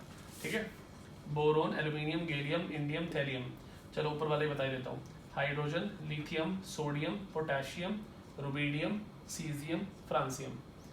ठीक है, हर एक का एटॉमिक नंबर लिख के आपका होमवर्क रहेगा, जितने बच्चे ने सीरियसली फॉलो किया उसको समझ में आएगा, नहीं तो नहीं। ये होता है बेरिलियम, ये होता है magnesium, calcium, strontium, barium, radium. Clear है? 3 ग्रुप हम पढ़ चुके हैं, 1 2 3। चौथे को भी पढ़ लेते हैं, इसको लिखते हैं ऐसे, ससी घी सन पब, carbon, silicon, germanium, tin, lead. ये होता है। 5वां ग्रुप जो होता है हमारा नाइट्रोजन फैमिली होता है, इसको लिखते हैं नाना, पाटेकर, असरानी, सब बीमार। ऐसे याद रखो, नाना, पाटेकर, असरानी, सब बीमार। ठीक है, nitrogen, phosphorus, arsenic, antimony, bismuth. छठे को भी लिख लेते हैं। 6 ग्रुप होता है ऑक्सीजन फैमिली, उसमें लिखते हैं उससे टीपो, उससे टीपो, oxygen, sulphur, selenium, tellurium, polonium. 7th आती है नाइट्रोजन फैमिली, नहीं 5वां हो गया, ये हो गया। अब 7th आती है आपकी हैलोजन फैमिली, इसको लिखते हैं फसल ब्रेट। जो लाइन आपको लगे मैंने थोड़ा जल्दी बोल दी, उसको दोबारा पॉज करो, थोड़ा सा स्क्रीन को पीछे ले जाओ और वहाँ पे जाके दोबारा सुनो मैंने क्या बोला, इसी टोन में रिपीट करो, जब तक याद ना हो जाए तब तक अगले स्टेप में मत बढ़ जाना। रट लो पहले पीरियोडिक टेबल, ठीक है, किस सीक्वेंस में आती है। ये है फसल ब्रेट। ठीक है, तो फ्लोरीन, क्लोरीन, ब्रोमीन, आयोडीन, एस्टेटिन। मैं बार बार रिपीट कर रहा हूँ, मेरे को एक शॉर्ट में वीडियो बनानी पड़ रही है। आपको क्या करना है, स्क्रीन को रोकना है, जहाँ पर आपको सीक्वेंस मेरा समझ में नहीं आ रहा उसको दोबारा रिपीट करो, सुनो और उसी सीक्वेंस से पहले बोलो। पहले बोलोगे, फिर उसको लिख के देखोगे, फिर आगे बढ़ोगे। ठीक है, चलो फिर आएगा 8वां नंबर। 8वां नंबर होता है यहाँ पे helium, neon, argon, krypton, xenon, radon. ठीक है, ये सारी नोबल गैसेस होती हैं। कैसे सीक्वेंस याद रखना है आपको, हीना, नीना और करीना का एक्सरे रंगीन, ऐसे याद रख लेना, याद हो जाएगा। करीना के नाम पे तो पक्का याद हो ही जाएगा, गारंटी है। चलो ठीक है, यहाँ तक समझ में आया सीक्वेंस आपको। यहाँ पे लिख ही देता हूँ मैं इसका, ये है चौथा, इसको लिखते हैं ससी घी सन पब। ये होता है आपका नायना, पाटेकर, असरानी, सब बीमार। ठीक है, यहाँ तक इस बातें क्लियर हो गई आपको। आगे बढ़ते हैं, हमारा एग्जाम्पल था NH3। पहले सबसे पहले हमें हाइब्रिडाइजेशन का फॉर्मूला निकालना, जल्दी से फास्ट करते हैं। इकलौता एलिमेंट कौन सा है, नाइट्रोजन। आउटर मोस्ट शेल में कितने इलेक्ट्रॉन होंगे, देखो सिंपल सा तरीका, जो ग्रुप है ना, जिस नंबर का ग्रुप यहाँ से होगा उसके आउटर मोस्ट शेल में उतने ही इलेक्ट्रॉन होंगे। आपको इस टेबल को याद करने का फायदा कि आप सिंपल मेटल एटम के वैलेंस इलेक्ट्रॉन ऐसे ही देख के बता सकते हैं कितने हैं। ये 5वां ग्रुप है कि नहीं है, तो नाइट्रोजन के आउटर मोस्ट शेल में कितने इलेक्ट्रॉन आ रहे हैं, 5। हाइड्रोजन, अब यहाँ पे देखो इसके बाद क्या दिया है, पहले दिया था number of valence electron in simple metal atom, जो इकलौता एलिमेंट एटम है उसके वैलेंस इलेक्ट्रॉन में कितने इलेक्ट्रॉन है, सिंपल दिख रहा है 5, लिख दिया 5। इसके साथ कितने मोनोवैलेंट एटम अटैच हैं, देखो ध्यान से सुनो, आपको यहाँ पे दिख रहा है क्या हाइड्रोजन मोनोवैलेंट होता है, पहले तो ये देखो जो जुड़ा है वो मोनोवैलेंट है भी कि नहीं, मोनोवैलेंट है, क्योंकि वो इस वाले ग्रुप में आ रहा है और इस वाले ग्रुप में आ रहा है, और ये दोनों क्या होते हैं, मोनोवैलेंट होते हैं। इस वाली फैमिली में और इस वाली फैमिली वाले ही मोनोवैलेंट है, बाकी सब डाइवैलेंट, ट्राइवैलेंट और टेट्रावैलेंट है। ठीक है, अब सुनो मेरी बात को, 5 आ चुका था, कितने मोनोवैलेंट जुड़े हैं, हाइड्रोजन देखो हाइड्रोजन मोनोवैलेंट है, और कितने हाइड्रोजन जुड़े हैं, 3, तो क्या 5 + 3 लिखोगे, NH3 पे कोई चार्ज तो है नहीं, तो सीधा उठाओ डिवाइड बाई 2 कर दो, 5 और 3 8, 8/2 4, समझ में आया। अब ये 4 जैसे ही आंसर निकलेगा आप क्या अप्रोच करोगे, आप लिखना शुरू करोगे sp_d वाला चक्कर। आपको पता है इसमें कितने ऑर्बिटल होते हैं, 1, p में कितने होते हैं बेटा, 3, ये px, ये py और ये pz, px py pz, ऐसे d में कितने होते हैं, 5, ये dxy, ये dyz, फिर आता है dzx, फिर आता है dx² y² और लास्ट होता है dz²। अब इतने मत जाओ, सब बेसिक्स पे जाओ, ठीक है, ध्यान से। आपका आंसर आ रहा है कितना, 4, काउंट करना शुरू करो, 1 s, 1 p, 2 p, 3 p, क्या 4 हो गए यहाँ तक पूरे, तो उसको लिखेंगे sp3, क्या लिखेंगे बेटा, sp3। हमारा अभी तक का टारगेट ये है कि हमें हाइब्रिडाइजेशन निकालनी आनी चाहिए, शेप वेव बाद में समझेंगे। NH3 का शेप हमें हाइब्रिडाइजेशन पता लग गया, कितना होता है बेटा, sp3, क्लियर हो गया। आगे वाले एग्जाम्पल पे आओ, क्या है, PCl5, फॉस्फोरस कौन से ग्रुप में आ रहा है, क्या नाइट्रोजन के जस्ट नीचे फॉस्फोरस आ रहा है, तो आउटर मोस्ट शेल में कितने इलेक्ट्रॉन होंगे, 5। क्लोरीन मोनोवैलेंट है कि नहीं है, बिल्कुल है, क्योंकि ये 7th ग्रुप में आता है, तो 5 और 5 क्या हो जाएगा, 10, 10/2 कितना हो जाएगा, 5 को लिखना पड़ा तो कैसे लिखोगे, sp3d, हाइब्रिडाइजेशन कितना हो जाएगा, sp3d। अगला आ जाओ, CO2, जगह है यहाँ पे लिख देता हूँ, ये CO2 है, एक ये है सेंट्रल मेटल एटम, कितने इलेक्ट्रॉन होंगे आउटर मोस्ट में, 4, मोनोवैलेंट कितने, ऑक्सीजन 2, गलत, ऑक्सीजन मोनोवैलेंट होता ही नहीं है, ऑक्सीजन क्या होता है, डाइवैलेंट होता है, ठीक है, ऑक्सीजन क्या होता है, डाइवैलेंट, और ऑक्सीजन अगर डाइवैलेंट होता है तो यहाँ पे क्या करोगे आप, ऑक्सीजन होता है डाइवैलेंट, और यहाँ पे आप उसको काउंट नहीं करोगे, क्योंकि हमें काउंट क्या करना था, सिर्फ और सिर्फ मोनोवैलेंट एटम काउंट करना था, तो यहाँ पे क्या करेंगे, अब हम सिर्फ और सिर्फ 4 लिखेंगे और कुछ आगे लिखना नहीं था, डिवाइड बाई 2 कर देंगे, 4/2 क्या होगा, 2, आंसर आ जाएगा sp, क्लियर हुआ। CCl4 को भी देखो, खुद निकालो, आउटर मोस्ट में 4, मोनोवैलेंट 4, 4 और 4 8, 8/2 4, फिर से क्या आ जाएगा आंसर, sp3। अब क्लियर विद दिस, हमें सबका आंसर निकालना तो आ गया, sp3। अब हमारे पास क्वेश्चन आएगा इसके बाद, शेप कैसे बनेगा। मैं तो कहता हूँ पहले ना स्क्रीन को पॉज करो, बुक में से और क्वेश्चंस निकालो, या आपने जितने भी आज तक के मॉलिक्यूल सुने हैं सबके एक बार हाइब्रिडाइजेशन निकाल के उनका आंसर लिख लो सामने सामने, आपको ज़्यादा क्लियरिटी होगी, ठीक है। चलो अब हम हाइब्रिडाइजेशन के लास्ट टॉपिक पे चलते हैं, जहाँ आपको एक टेबल बनानी है जिसके थ्रू आप सारे, देखो आपने हाइब्रिडाइजेशन निकालने तो सीख लिया है, अब अगला टारगेट आपका रहेगा हाइब्रिडाइजेशन निकाल के, शक्ल देख के शेप बताने का कि इसका शेप कैसा होगा मॉलिक्यूल का, ठीक है, ध्यान सुनना। सबसे पहले हमारे पास हाइब्रिडाइजेशन कौन सी होगी, sp। मैं एक काम करता हूँ, एक टेबल बना लेता हूँ, इस तरफ लिखेंगे हम हाइब्रिडाइजेशन, इस तरफ बनाएंगे उसकी शेप, इधर बनाएंगे हम उसके, एक काम करो ना, इस तरफ लिखो हाइब्रिडाइजेशन और बीच में बनाते हैं इसके नंबर ऑफ बॉन्ड पेयर, फिर लिखते हैं लोन पेयर, और आखिरी में लिखेंगे ना शेप लिखेंगे इसकी, क्लियर है। चलो, और सबसे आगे क्या लिखते हैं, हाइब्रिडाइजेशन। ये बड़े मजेदार टॉपिक है, थोड़ा ढंग से समझना। पहला हाइब्रिडाइजेशन, सबसे छोटा सबसे हाइब्रिडाइजेशन क्या होगा, sp। sp से नीचे कुछ नहीं होता, 2 ऑर्बिटल तो मिनिमम कंबाइन करोगे ना, तो एक s है और एक p है। पहले एक एग्जांपल लेते हैं, एक काम करो, शेप यहाँ बना के ना साइड में लिखते हैं एग्जांपल्स। तो पहला एग्जांपल ले लेते हैं बेटा CO2, क्या लेते हैं, CO2। चलो जल्दी से आओ, एक रफ स्पेस बना लेते हैं यहाँ पे काम करने के लिए थोड़ी देर, फिर बाद में यूज़ कर लेंगे इसको। ये CO2 है, इकलौता एलिमेंट कौन सा, कार्बन। कार्बन के आउटर मोस्ट शेल में कितने इलेक्ट्रॉन होते हैं, 4, तो मैं यहाँ लिखूंगा 4। प्लस मोनोवैलेंट कितने जुड़े हुए हैं, एक भी नहीं, क्योंकि ऑक्सीजन क्या होता है, डाइवैलेंट होता है, और डाइवैलेंट होता है तो यहाँ पे हम 0 लिखेंगे, यहाँ आ जाएगा 4/2, आंसर आएगा 2। हाइब्रिडाइजेशन क्या हो जाएगी बेटा, sp, क्लियर है, हाइब्रिडाइजेशन कितनी हो जाएगी, sp। अब मेरी बात सुनो, हाइब्रिडाइजेशन हम निकाल चुके हैं कितनी, sp। पहले देखो आंसर क्या है आपका, 2 आया कि नहीं आया। हमेशा ये चेक करना है आपको, जो भी आप जिसका भी आप हाइब्रिडाइजेशन निकाल रहे हो, सेंट्रल मेटल एटम के अलावा कितने एटम उससे जुड़े हुए हैं। आपको साफ साफ दिख रहा है यहाँ पे ऑक्सीजन कितने जुड़े हुए हैं, 2 जुड़े हुए हैं, तो कार्बन के साथ कितने ऑक्सीजन एटम जुड़े हुए हैं, 2। अगर आंसर 2 आ रहा है और कंबाइनिंग एटम, इसको बोलते हैं सेंट्रल मेटल एटम के अलावा जो भी होता है ना उसको बोलते हैं कंबाइनिंग एटम। क्या बोलते हैं, कंबाइनिंग एटम। तो सेंट्रल मेटल एटम के अलावा जो भी एटम जुड़ा होता है उसको बोलते हैं कंबाइनिंग एटम। अगर तुम्हारा आंसर आया 2 और कंबाइनिंग एटम भी हुए 2, तो आप क्या करोगे, यहाँ पर एक बात याद रखना, अगर कंबाइनिंग एटम और आंसर बिल्कुल नंबर में सेम है तो लोन पेयर को पहले 0 लिख दोगे। क्या लिख दोगे, 0।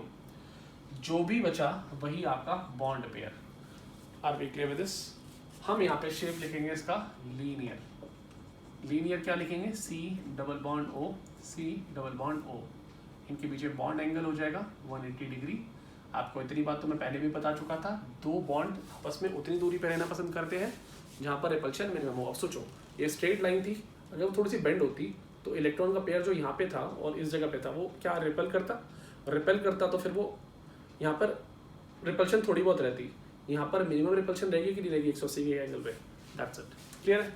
अब चलो नेक्स्ट पे आते हैं, sp2। पहले sp2 का एग्जांपल लेते हैं कोई भी। फॉर एग्जांपल हमने एग्जांपल लिया यहाँ पे bf3, ठीक है, bf3। अब समझने की कोशिश करो, हमने लिया एग्जांपल किसका बेटा, bf3 का।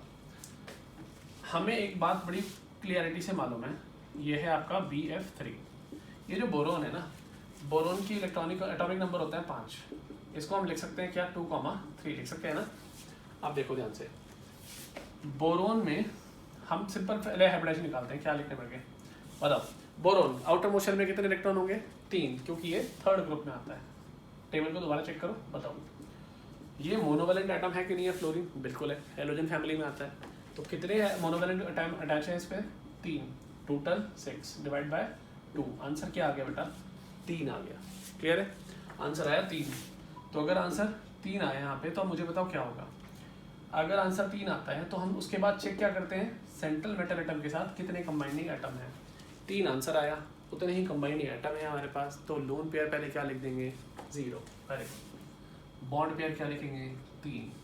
शेप क्या बनता है इस पे, ऐसे केस में शेप बनता है आपका ट्राइगोनल प्लेनर। प्लेनर का मतलब समझने की कोशिश करना, मैं आपको एक एग्जांपल के साथ समझाने की कोशिश करता हूँ। एक मिनट, ये बोर्ड एक प्लेन है, ये एक्स एक्सिस है, वाई एक्सिस है। मैं इन दोनों को मार्कर्स को ऐसे रखता हूँ और एक इसके ऊपर यहाँ रख देता हूँ, बिल्कुल स्ट्रेट। मतलब एक भी मार्कर ना बोर्ड के बाहर ऐसे नहीं आ रहा, ना कोई अंदर जा रहा, बिल्कुल प्लेन है। समझ में आ रहा है। एक 360 के स्पेस को क्या लिखते हैं, इसको पूरे शेप को क्या बोलेंगे, 360 को मैं बराबर एंगल में 3 में तोड़ना चाहता हूँ। तो 360/2 3 क्या होता है, 360/3 120 होता है। तो एक के बीच में एंगल कितना आ जाएगा, 120 डिग्री। मेरी बात समझ में आ चुकी है शायद तुम लोगों को। तो ट्राइगोनल प्लेनर को हम कुछ ऐसे बना सकते हैं, ट्राइगन वो भी पूरा एक प्लेन में, एक भी बॉन्ड प्लेन के बाहर नहीं है, एक भी बॉन्ड प्लेन के अंदर नहीं है। ये एंगल कितना हो गया, 120 डिग्री का हो गया। सेंटर में लिखूंगा मैं B, यहाँ लिख दूंगा FF, तो ये बन जाएगा BF3। शेप का नाम trigonal planar. Are you clear with this, very good. अब इसी के अंदर हम कोई दूसरा एग्जांपल लेंगे। एग्जांपल कुछ ऐसा लेंगे जिसके अंदर एक लोन पेयर तो आए। मुझे कुछ याद नहीं आ रहा, बताओ ऐसा कौन सा होता है जिसके अंदर 2 होते हैं।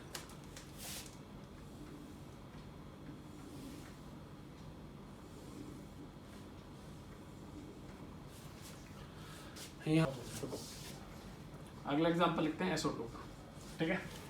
SO2 को क्या लिख सकते हैं, ध्यान से सुनना मेरी बात को। अभी हम इसी पार्ट को आगे कंटिन्यू कर रहे हैं। SO2 अगर मैंने लिखा तो सल्फर के आउटर मोस्ट शेल में कितने इलेक्ट्रॉन होते हैं, 6। मोनोवैलेंट एक भी नहीं, क्योंकि ऑक्सीजन क्या होता है, डाइवैलेंट। इसको उठा के 2 से डिवाइड करो, क्या आंसर आएगा, 3।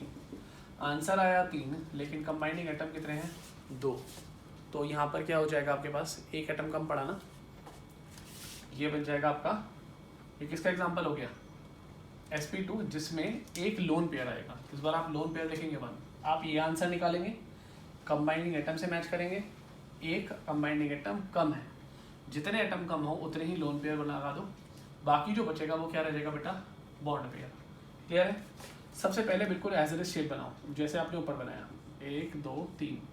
अब मुझे बताओ सेंटर में हम क्या लिखते हैं, सेंट्रल मेटल एटम को, और यहाँ क्या लिखेंगे, ऑक्सीजन, यहाँ लिखेंगे ऑक्सीजन।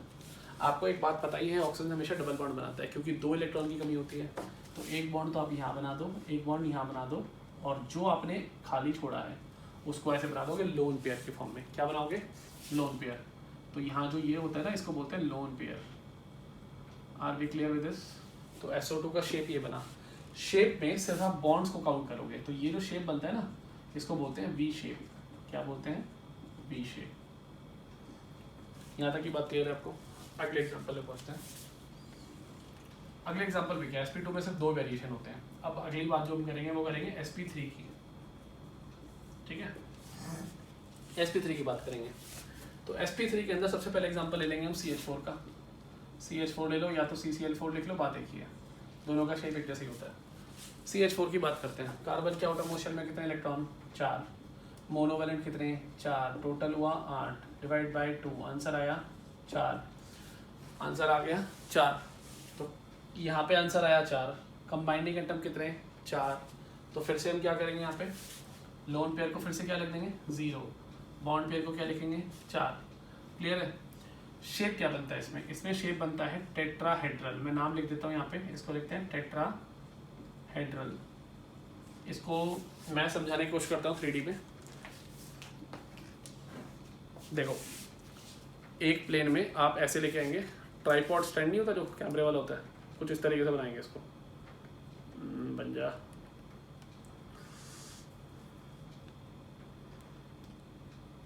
एक ऐसा स्टैंड बनाएंगे आप 3D में, दिख रहा है आपको दोनों तरफ से, सबके बीच में एंगल बराबर, एक ऊपर लिख देंगे। ये बन गया ट्राइपॉड स्टैंड टाइप का। ये होता है टेट्राहेड्रल स्ट्रक्चर। ठीक है, अब इस टेट्राहेड्रल स्ट्रक्चर से आगे क्या करना है आपको, समझ रहे हैं? मैं 2D में तो बना नहीं सकता इसको। अब यहाँ पे सेंट्रल मेटल को उठा के बीच में लिखो, साइड में लिख दो हाइड्रोजन हाइड्रोजन हाइड्रोजन। ये हो गया टेट्राहेड्रल स्ट्रक्चर। हो गया? क्लियर है? आगे देखो, अब एक ऐसा एग्जांपल लेके आते हैं जिसमें एक लोन पेयर आ जाए, एक लोन पेयर आ जाए और बाकी सब क्या आ जाए, बॉन्ड पेयर। इसका एग्जांपल लिख लेते हैं अमोनिया। क्या लिखते हैं बेटा, NH3। साफ साफ पता है आपको इसका सेंट्रल मैटर एटम कितने होते हैं, सेंट्रल मैटर एटम में कितने इलेक्ट्रॉन होते हैं, 5। कंबाइनिंग एटम कितने होते हैं, 3। मोनोवेलेंट है ना तीनों, इसलिए जोड़ देंगे 5 और 3, 8 बाई 2 4। 4 की वजह से फिर से हाइब्रिडाइजेशन क्या आ जाएगा, sp3 आया हाइब्रिडाइजेशन। आंसर आया 4 हाइब्रिड। तो यहाँ पे कंबाइनिंग एटम कितने दिख रहे हैं आपको, 3। एक कम है ना, तो यहाँ पे पहले लिखोगे लोन पेयर 1, बॉन्ड पेयर कितने हो जाएंगे टोटल, 3। शेप क्या बनाओगे, सबसे पहले वैसे शेप बना लो जैसे ऊपर बनाया था, और सबसे ऊपर रख दो लोन पेयर। सेंटर में नाइट्रोजन हाइड्रोजन हाइड्रोजन हाइड्रोजन। अब ये भी जो मैंने आपको शेप बनाने की कोशिश की थी ट्राइपॉड वाले की, उसका ऊपर वाला हिस्सा हटा दो, नीचे पिरामिड रह जाएगा। इस शेप को बोलते हैं पिरामिडल स्ट्रक्चर। क्लियर है? आगे बढ़ते हैं, एक एग्जांपल और लाने की कोशिश करते हैं जिसमें ना लोन पेयर 2 आ जाए और बॉन्ड पेयर भी 2 हो जाए। 4 को 2 से डिवाइड कर लेंगे। इसका एग्जांपल लिखो H2O। ऑक्सीजन के आउटर मोशन में, तो यहाँ पे स्पेस में यूज करते हैं। H2O के इकलौता एलिमेंट कौन सा, ऑक्सीजन। आउटर मोस्ट में कितने इलेक्ट्रॉन, 6। मोनोवेलेंट कितने, 2। 6 और 2 8 बाई 2, आंसर आया 4। आया आंसर तो है 4, लेकिन कंबाइनिंग एटम कितने हैं, 2। कंबाइनिंग एटम है 2, तो लोन पेयर कितने होंगे, फिर से 2। बॉन्ड पेयर कितने होंगे, 2। क्लियर है? तो H2O को क्या बनाओगे आप, पहले आप सिंपल वही स्ट्रक्चर ड्रॉ कर लो, कर लिया। इकलौते वाले को सेंटर में बना लो। आपको दिख रहा है यहाँ पे लोन पेयर लगा सकते हो, अब एक लोन पेयर यहाँ लगा सकते हो, एक ऑक्सीजन यहाँ बनाना है, सॉरी एक हाइड्रोजन इधर बनाना है, एक हाइड्रोजन इधर बनाना है। तो ओवरऑल देखिए तो कुछ शेप ऐसा ही तो रह गया H2O वाला, और ऑक्सीजन के पास क्या है, 2 लोन पेयर है। ये शेप होता है, इसको बोलते हैं बेंट वी शेप। क्या बोलते हैं इसको, बेंट वी शेप। यहाँ तक आप हाइब्रिडाइजेशन की इतनी बातें समझ चुके हैं जो आपको एक टेबल में दी हुई है NCERT में, साथ साथ कंपेयर भी करते रहे विद एग्जांपल्स। आगे क्लियर विद दिस? समझ में आ रही बात कि नहीं आ रही? चलो, तो sp3 तक हम पढ़ चुके हैं, अगले हाइब्रिडाइजेशन आपको पढ़ने हैं, ठीक है? बता दूं यहाँ तक?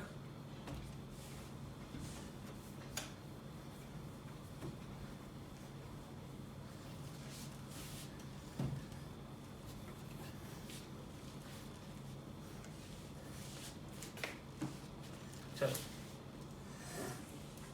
क्या पढ़ते हैं, तो आगे के टॉपिक स्टार्ट करते हैं।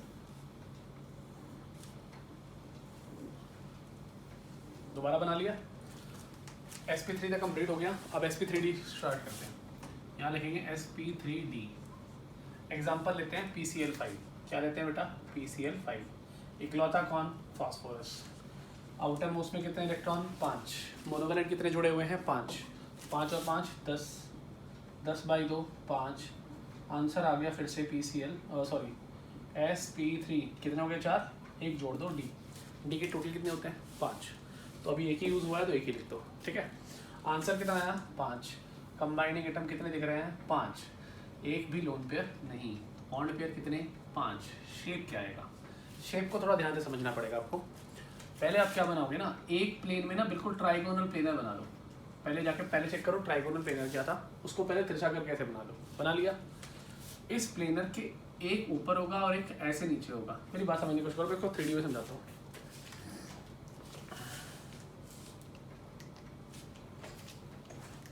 ये ट्राइगोनल प्लेनर था, मैंने इसको ऐसे बना लिया।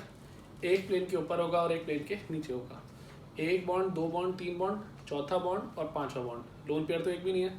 आई होप सब कुछ क्लियर है आपको। साथ साथ दिख रहा है, एक बॉन्ड पीछे से आ रहा है और एक सामने से आ रहा है। पूरा ट्राइगोनल प्लेनर एक प्लेन में है, ठीक है? इस तरह के शेप को बोलते हैं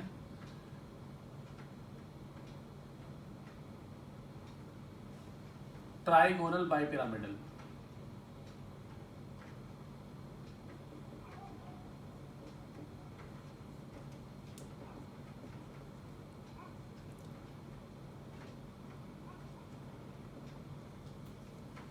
इसको क्या बोलेंगे? Trigonal bipyramidal. कोई दिक्कत तो नहीं है? आगे बढ़ो, इसी के अंदर वेरिएशन लाओ। पहले लोन पेयर 1 लाएंगे तो ये 4 रह जाएंगे, फिर 2 लोन पेयर लाएंगे तो बॉन्ड पेयर 3 रह जाएंगे। चलो एग्जांपल आते हैं। इसका एग्जांपल हम क्या लिख सकते हैं यहाँ पे? क्या हम इसको SF4 लिखने की कोशिश करें? चलो SF4 की बात करते हैं। Sulphurous tetrafluoride.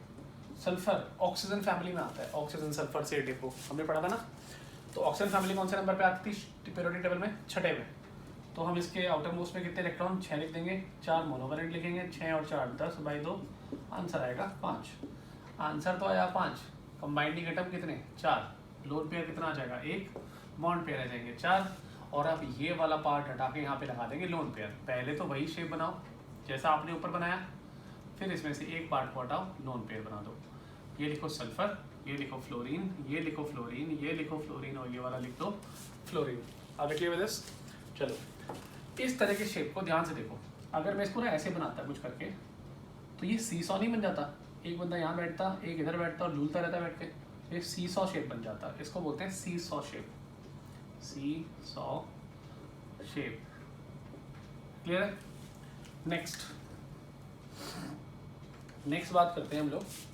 अगर मैं यहाँ पे एक और कम कर दूं, इसका एग्जांपल क्या लेंगे हम? फॉर एग्जांपल हमने ले लिया उसको बोलते हैं सीसॉ शेप। हमारा हो चुका है। अब जो हमारा बचेगा वो बनेगा टी शेप। अगला आता है हमारा टी शेप। टी शेप का एग्जांपल मैं क्या लूँ? हम ले लेते हैं इसमें XCF2।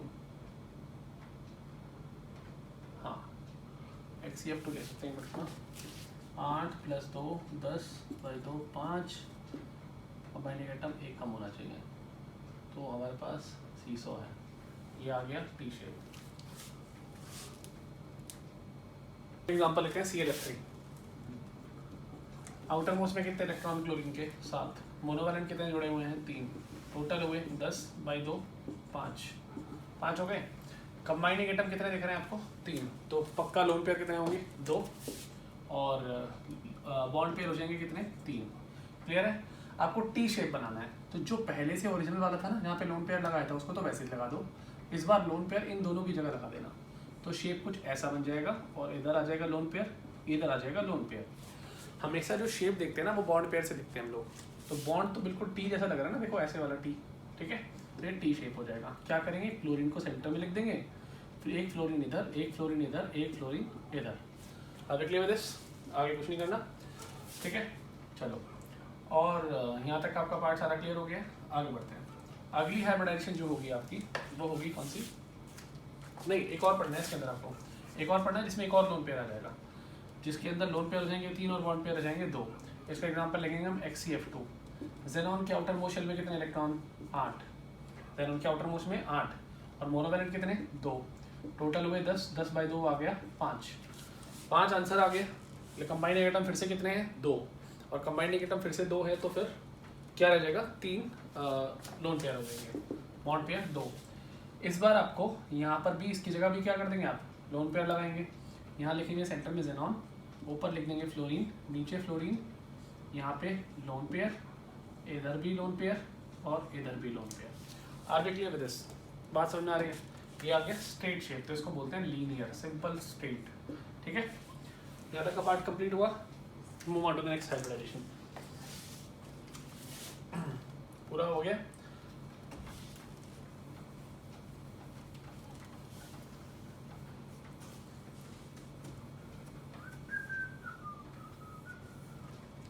चलो भाई, अगला क्या बनता है हमारा, अगला आता है sp3d2। देखो ज़्यादा दिमाग चल रहा हो ना तो पढ़ाई छोड़ दो, ठीक है। कोरोना वैसे ही चल रहा है, खामा खामा मर आ गया कोई, इसके बाद वर्ल्ड वॉर के चांस है, फिर पछतावा रह जाएगा क्या पढ़ गया, ठीक है। इससे अच्छा ज़िंदगी जी लेते, तो सुन लो। तो पता है ना वर्ल्ड वॉर के चांस बन गए आपको। वर्ल्ड वॉर क्यों होने वाला है, चाइना सबको अटैक करने वाला है चाइना पे। चाइना के ऊपर पता है कितने इशू चल रहे हैं, चाइना इंडिया के साथ दुश्मनी बनाए बैठा है। चाइना बहुत सारी कंट्री हैं जिसको लेके साउथ चाइना सी के ऊपर लड़ने को तैयार बैठा है। क्यों, क्योंकि इसमें बहुत सारा ऑयल है, और आपको पता होना चाहिए चाइना इस वक्त लार्जेस्ट इम्पोर्टर है ऑयल का, सबसे ज़्यादा ऑयल इम्पोर्ट करता है। कहाँ से करता है, गल्फ कंट्री से करता है, और गल्फ कंट्री से जो तेल चाइना में जाता है ना वो जाता है सिल्क रोड के थ्रू, पहले ज़माने में जाता था। चाइना चाहता है वापस इस्टेब्लिश करना, इसकी वजह से इंडिया से लड़ता है। इस ऑयल के चक्कर में वियतनाम, फिलीपींस, मलेशिया, इन सब कंट्री से लड़ाई है। सब पागल हो रखे हैं पैसे पैसे के पीछे, ठीक है। तुम पढ़ लो आगे। ये आ गया sp3d2। अब सुनो मेरी बात, sp3d2 के अंदर क्या होता है, पहले हम एग्जांपल ले लेते हैं sp3d2 का। कुछ भी करके आंसर हमारा 6 आना चाहिए इस बार, क्योंकि एटम कितने कंबाइंड हो रहे हैं, 1 और 3 4 और 2 6, आंसर हमारा 6 आना चाहिए। 6 आने के लिए हम क्या लिखेंगे, सबसे पहले लिखेंगे यहाँ पे फॉर एग्जांपल SF6 लिखा हमने, क्या लिखा बेटा, SF6 में आपको मालूम है सल्फर के आउटर मोस्ट में कितने, 6, मोनोवैलेंट कितने, 6, टोटल 12 बाई 2 6। आया कि नहीं आया, 6 की वजह से पहले शेप देखेंगे। शेप का मतलब ध्यान से सुनना, मैं आपको समझाने की कोशिश करता हूँ कोई एग्जांपल से।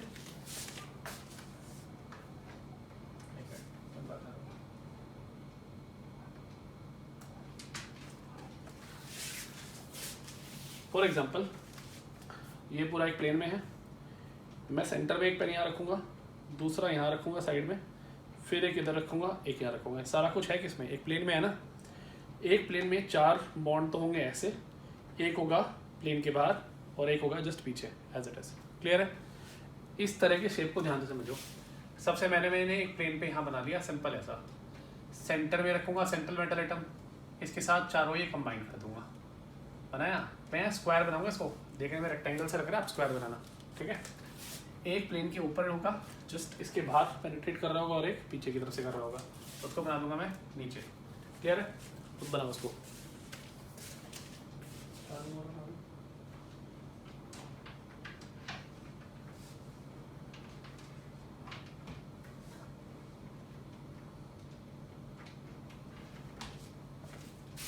ठीक है, तो हमारा यहाँ जो सेंट्रल मेटल एटम है वो है सल्फर, यहाँ लिखेंगे फ्लोरीन, यहाँ लिखेंगे फ्लोरीन, यहाँ लिखा फ्लोरीन, यहाँ लिखा फ्लोरीन और यहाँ लिख दिया फ्लोरीन। कोई दिक्कत तो नहीं है। इस तरह के शेप को हम क्या बोलते हैं?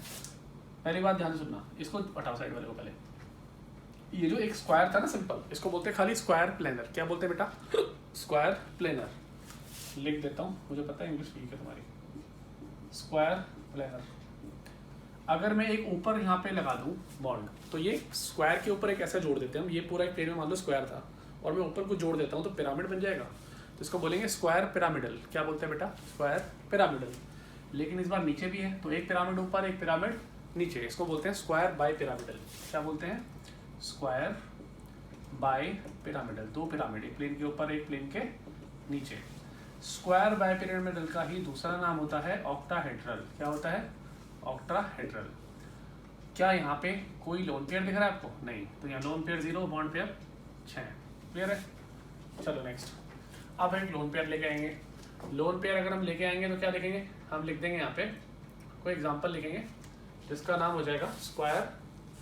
कोई एग्जांपल लिखते हैं जिसमें एक कम हो जाए। क्या लिख सकते हैं हम यहाँ पे?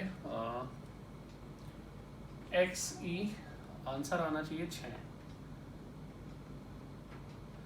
XeOF4।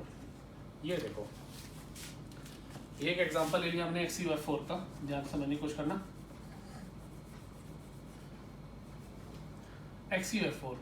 XeOF4, इसमें जेनॉन को हम सेंट्रल मेटल एटम मानते हैं। सेंट्रल एटम, अब आप बोलोगे यहाँ पे तो दो इकलौते दिख रहे हैं, हम इसको जेनॉन को ही क्यों माने? इसलिए मानेंगे क्योंकि साइज जेनॉन का बड़ा होता है ऑक्सीजन से। तो जो बड़ा होता है वो अपने आसपास बाकी सबको एकोमोडेट कर सकता है।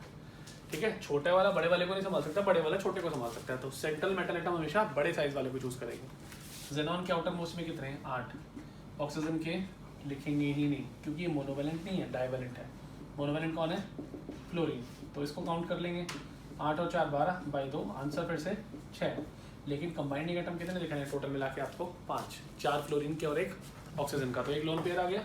एक लोन पेयर बनाओ, 5 बॉन्ड पेयर बनाओ, बना लो फिर से शेप ऐसा कुछ। जेनॉन को लिखो सेंटर में और 4 फ्लोरीन को ऐसे बना लो, फ्लोरीन फ्लोरीन फ्लोरीन फ्लोरीन, यहाँ डबल बॉन्ड ऑक्सीजन और यहाँ पे बना दो लोन पेयर।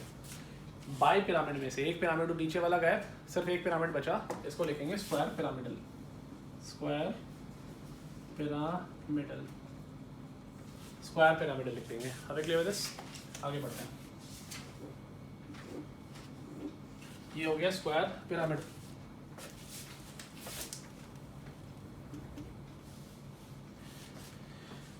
नेक्स्ट पार्ट कौन सा है? नेक्स्ट पार्ट देखते हैं। नेक्स्ट पार्ट में एक और कम कर देंगे। क्या लिखेंगे? XeF4 लिख लें, ऐसा कुछ पूछेगा? बताओ। आउटर मोस्ट में 8, monovalent 4, total 12, divide by 2, answer 6। Combining atom है सिर्फ 4।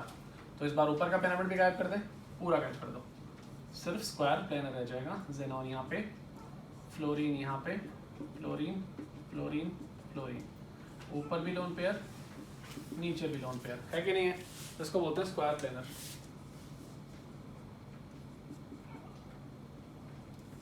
इसको बोलते हैं स्क्वायर प्लेनर। क्लियर है? यहाँ पे लोन पेयर 2, बॉन्ड पेयर 4। बात समझ में आ रही है? That's all about hybridization. इतना ही पढ़ना है आपको हाइब्रिडाइजेशन के अंदर। एक हमारा लास्ट टॉपिक रहता है जिसको मैं नेक्स्ट लेक्चर में कंप्लीट करूँगा, that is molecular orbital theory. इसको मैं नेक्स्ट लेक्चर में पढ़ाऊंगा। तब तक आप इस वाले को क्लियर अप करो। Thank you.